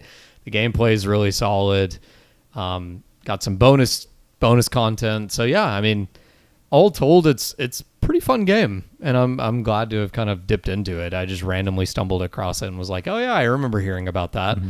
So yeah, we'll see if I stick with it. Maybe I'll just start skipping the optional levels, because the optional levels definitely add to the the time that you're playing. Obviously, if you're crit pathing, it's going to be shorter no matter what, but some of the optional levels are pretty difficult, so maybe skipping those is one avenue to go with. And the other thing, I'll move on to the other thing I wanted to talk about real quick, because I did not put this on the note sheet, just because it was a fairly recent development that I put more time into it earlier today, is Final Fantasy VII Rebirth just went on sale for 25% off. And typically I wait for a bigger sale. This is well documented that I usually wait forever until, games go heavy sale. But two things kind of compelled. That's my accent coming out. Two things compelled me here. One is 25% off for a 3-month-old game. Pretty solid sale. I mean, it's not bad at all. The other thing is I just simply can't wait any longer. Like, I simply can't wait any longer to play this game. So I did end up buying Rebirth. I did end up downloading Rebirth. I think it was yesterday night. We're recording this on Sunday, and I think it was yesterday night. I saw that it was on sale, and I ended up downloading it. I dove in, so I have some very, very early impressions. But yesterday and today, I did put a few hours in. So, honestly, like, everything I'm seeing so far is just like coming back home. Yeah. It's so good. Visually, it looks phenomenal, which is no surprise to anybody. Something that's striking me playing this game is the way that the characters look, especially the main party, is just filthy good. Like, it is insane how good the main party looks. Like, even just like their hair, I'm like, what the hell kind of budget did this game have? Because like graphically it's phenomenal. Honestly, it's crazy good. Gameplay super fun. So full clarity, I got through, like, I had dove somewhat into the demo, and so I was kind of like a little bit further along than, you know, somebody who's had saying like, oh, they just started from scratch for a few hours in. I was a little bit further along from that. So I have gotten to the point where I do, like, I'm set free to roam the first open world area that you're in. So I do have the full party, and the gameplay is just like, it's just so smooth. It's so good. I told y'all when we were talking about Remake a few podcasts ago that I think that was one of my favorite battle systems in any game, it's maybe amazing, ever. Yeah. And I still feel that way playing Rebirth. Like, it is so good especially for my personal taste. It's ticking so many boxes. And one thing, and I gave it a shout out before and I'll give it a shout out again, the switching characters mid combat and how different they all play is just like something I wish more games did, because like it is so satisfying to just set a combo up, switch a character, start, shooting with Barrett, switch to Cloud, do a move, switch to Red, start attacking. Like, it is, like, it just flows so well. Like, one of the very first things once you get out into the open world that you can run into, of course, we've talked about Chadley many times, but when you run into him, he has these, these combat simulations, right? And it's goofy to say this, but like the very first thing I did was just do all the combat sims, because I was like, I literally just want to play. Like, I just want to fight. Like, I just want to fight in this game. Like, it's so fun. And I was like, oh, okay, I can just easily get into, some new battles, just swapping between these. And then I got my ass kicked by the first optional combat challenge boss. But yeah, I've been playing on Dynamic, which I know you guys kind of had a conversation about before. And Alexis, I think you were saying it gets a little bit grindy, if I'm not mistaken, if you play on that the whole way through. It doesn't. You can play the whole game without grinding. Oh, okay. I just did a lot of like side quests and stuff, so like I was leveled up a lot. So yeah, you don't really need to grind, honestly. Yeah. Gotcha. Okay. Cool. Well, yeah, I'll probably just leave it on that because it feels pretty satisfying so far. I'm super early, so beyond basically everything I just described, I have not done pretty much anything else. So I would say, a couple other things I'd like to mention is, I think if you want to call it a prologue, they call it chapter 1. I feel like it's more of a prologue just in terms of like, typical story structure. It's basically a flashback. So it's like, calling it chapter 1 is weird to me, but whatever. I'm nitpicking. I did like that section. I don't think I loved that section maybe as much as I kind of expected to. And obviously this is kind of, talking more like demo type stuff, but I'm bringing it up now. I think it's really cool, and it's like a nice intro to the game, but I think it's a bit too long. It's very funny long enough for an intro. Yeah. Yeah, it's super long, and like I think repetitive is even harsh, but it does feel like it's like, okay, we're seeing this happen, and then we're seeing it happen more, and then we're seeing it happen more. It's like, okay, like let's kind of, let's get on with the show kind of thing. I don't know how you guys felt about that specifically, but that was definitely a thing for me. But being out in the open world, I'm having a ton of fun right now. I definitely think I'm going to end up loving this game from my early impressions. The only thing the only complaint that I have in the few hours that I've played this game is, and it's a minor one, but it's just like, why does every game have towers that's open world? Like, I know it's like an easy and smooth way to explain like being able to open your map up, but I'm like, why did it have to be a tower?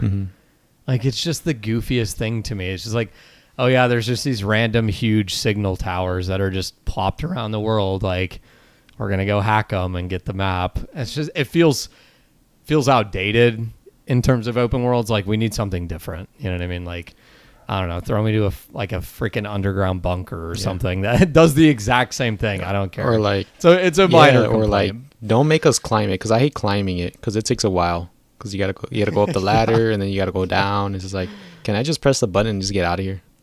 So. Yep. I completely relate to that. But yeah, I am definitely curious to see how things progress. And as somebody who, you know, we've talked about this before, as somebody who did not play the original, but did play through Midgar in the original, this is now like, if it wasn't already uncharted territory for me, it truly is now, which is really unique. And I think it's been really cool to see. But like, yeah, no, I've been having a lot of fun. And actually, something did just pop into my head. I know all I hear about this game is that there's like 50 billion mini games, which I think is, you know, you guys have talked about, and I've also heard from, you know, discussion online. But so far, I've only played a few mini games. I've had a lot of fun with them. I do think, if we're talking, and I don't know if people would consider this to be the case, I'm saying if Queen's Blood is considered the main mini game of this game, which I might be completely off there, but if it's considered the main mini game, I do think it's one of the weaker main mini games of a Final Fantasy. You know, because this series is renowned for, like, you know, a lot of the games have like this unique mini game that you can play that's sort of a recurring thing throughout the game. I think of stuff like Triple Triad. I think of stuff like Blitzball from Final Fantasy X. Queen's Blood is all right to me, but it just feels okay. I wasn't having a lot of fun playing it, and that actually did kind of surprise me a little bit, because a couple YouTube channels I follow were really high on it as a mini game. I love it. So yeah, it's fine. I mean, yeah, and maybe it develops more as the game goes on. I have played like 3, you know, games of it, so like it's maybe too early to say, but like, yeah, it just seemed all right to me. Yeah, so it is definitely the main mini game of the game, and I would also agree that it is the first. I know what you're talking about. In the intro, they like make you, or they like give you the option to fight like 3 different people or something like that, like the chick covered in cardboard boxes and stuff like that. Yeah. But like those matches are very tutorial almost esque, like very baby games, and then once it gets a little bit more heavy, it gets a lot better. I fell in love with it as well. I really enjoyed Queen's Blood. Awesome. Yeah. That's awesome to hear. Yeah, it definitely did feel that way, because I'm like, they're just letting the big thing obviously with, you know, early game stuff like that is I was just like, it's super freaking easy. You know what I mean? Like, they were just letting me like dominate the board, and I'm like, I don't think this is like how this is gonna play the whole game. So that's good to hear that it's not. So that's nice. Yeah, I treat it like a Triple Triad, like where it's just like Triple Triad is fun, but it was like you had to do it. Like, if you remember playing it like FF8, like you had to do Triple Triad to like actually make like good progress. So like for Queen's Blood, I was like you don't, it doesn't give you any main benefit to like your battles and stuff like that. It's just like, it's something on the side which I pretty much enjoy. And even though like Queen's Blood is like, it does get like more difficult later on, I will say. So like, make sure you have your decks ready, and like keep looking at cards to add to your deck, because like I was shuffling around, and then I think by like the mid game, like I found like a deck that I used like for every battle, and I won every game. So yeah, just keep looking around. Like, it is annoying to like switch cards around and stuff, because it's like there's a lot of cards, so it's just like each of them do different things and stuff like that, and some are like useless, you know. But it's like, it's weird. Like I'm more like casual into like Queen's Blood. Like, I haven't looked into like strategies and stuff. I just did it on my own. So yeah, just keep playing it for sure. You'll enjoy it. Sure. Yeah, and I have a question for y'all actually, because this just popped into my head. Who did you? And we may have talked about this, but I don't know if we did actually. Who did you primarily like play the game at as in combat, or did y'all like switch so much you could even say like, oh, this is who I played the most? I probably switched so much I probably couldn't say. Yeah. I like switching. I around. eventually had a party, but I did not just play as one person for sure. But I used Aerith the least. I hated playing her. Like, she was slow and stuff, and okay. I know she does a lot of damage with like spells, and like you can get like insane damage with like doing all that, but I just found it tedious. So I was also using like Tifa, and Tifa is like She's so Tifa. Barrett's like a good ass tank and a healer. Like that's what I use them for. Like I put like I put like everything like defensive on them and the heals and like barriers and stuff like that. And then Red 13 too. I love Red 13. Like he was good, like playing him. So yeah, no, I definitely, and I think that's a great. I'm kind of glad y'all. You know, I think it's further confirmation that they just did a really good job designing the combat. Because that those are y'all's answers. I think it's a really good sign. But it's like, it is just so interesting to like swap between them. Yeah, I don't know. Like for me, it's funny. I feel like I always start a fight as Cloud, but I switch so much. Like you were saying, Henry, it'd be impossible to say who I play the most as, but I feel like I don't know why every fight I start as Cloud, but I might swap that up as time goes on, because like I do love that they give you the option to swap I was going to bring that up, and I think I'll take advantage of that. Yeah, so I think I'll definitely be doing that more often. But yeah, Tifa, oh man, I love playing as Tifa. Honestly, like I fanboy for her just in general, like in the game, in the combat. I mean, like for sure. So yeah, she's definitely one of my favorites. In that and Remake, honestly. So yeah, very, very excited to keep playing this game. So is that everything you got to say on this? That's it. Yeah. I'll have more next time for sure, because I'll definitely be binging the hell out of this game. I can tell you already. Definitely look forward to hearing what you have to say moving forward. It'll be another 4 podcasts before we figure out what you think about the game. No way! It's like it took me like 3 months to finish it. Like it's a meaty game, meaty indeed. Not, but I will say, as far as timing goes, when I fall into these type of games, I fall hard. I think you might be surprised, Alexis, how quick I finish it. We'll see. But I can definitely marathon a game if it's something like this, which these don't come around super often. I forgot I did all the side quests, so that did add a lot to it. So I have a feeling, because I know my lizard brain, I do think I'll be platinum in this game. It's super early to say, but I do think I will, because, and I haven't looked at the list. Maybe it's brutal more than I'm thinking, but bro, what? There's still time. You can back out. You don't have to admit to this. I did the first one, and like I just think I'm gonna want to keep playing it enough to do it, but we'll see. Yeah, I need to look up the list. Well, okay, let me ask you this. Does it involve rebeating the entire game? Yeah, you do. And you also... Oh, my... I'm not going to say anything, because... It does? You have to beat on hard mode. You have to beat it on the hardest difficulty. Oh, my... And then which is like... unlocked from default. Yeah, and then... Okay. Damn. Okay, hold on. Then, yeah, immediate retraction. I love that's what it is. I don't know, actually. I'm gonna leave it out there. I might not, but I will say that is the type of thing that I cannot stand for platinum trophies, so I'm 95% sure I will not. But I will try to do everything, most likely. That may have been a better way to put it. I just assumed, like, it's so annoying. I assume, like, because most games have gotten good about this, is like the platinum is simply do everything. Remake was like that, kind of. You know what I mean? And it's like, I freaking hate rebeating the game as a trophy. God, I hate that. Yeah, I hate that too. You just ruined the game for me. But that's not even. No, I'm kidding. That's not even the worst. No, honestly, it's not that big of a deal. I don't care about trophies. I just do it because I want to keep playing the game. So, That sucks though, man. Why is it not That's- unlocked by that's default? That's another thing. I know, I hate that. And that's not even the worst trophy. That's probably the easiest one you're probably going to have to get. Oh my. So the hard mode is just like, that's nothing compared to what Dude, that's all I'm about to say. What? So What the hell? And you know what sucks is I just realized I can't Yeah, look I up know. the trophy list because it's Yeah, going to don't spoil look at me. it. So like I can't look up the trophy list. So damn it. Okay, Yeah. I'll wait till the game's over and then I'll let you know Yeah. what I think about the me trophy and list. me and Henry were talking about this we'll one see. trophy that in particular. And it's like, damn. Yeah, it's crazy. Yeah, that was all I was saying. Oh my god. Yeah.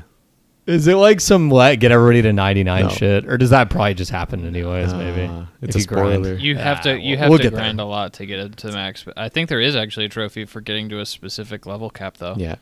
But But it's and not then bad. but There that's not probably even that's not even what we're talking about, man. It's not even what we're talking about. Oh my We just tell God. tell Oh you my this because we God. love you, Cam. We Yeah. don't want you to suffer. I appreciate it. That's like, it's something you do like in the future, but not now. Like, just enjoy the game for now. Oh, dude, I'll tell you right now, like, and this is I'm kind of glad we're talking about this because I do think trophies or achievements in general are kind of an interesting subject in the gaming space. Is like, I can tell you right now, like, I say with 95 or probably about 99% certainty is like anything that makes me rebeat an entire game, that like I almost just don't get the trophy on like principle. You know what I mean? I almost just don't get it. Like even if I'm having fun, I'm like, no, I hate that you made me do this.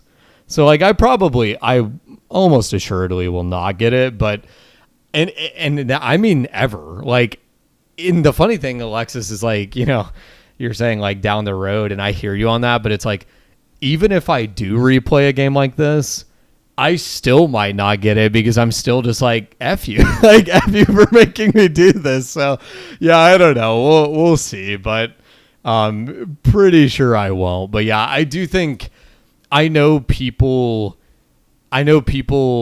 will defend studios and be like, well, just screw it. Like, you know, trophy list is trophy list. You don't have to do it.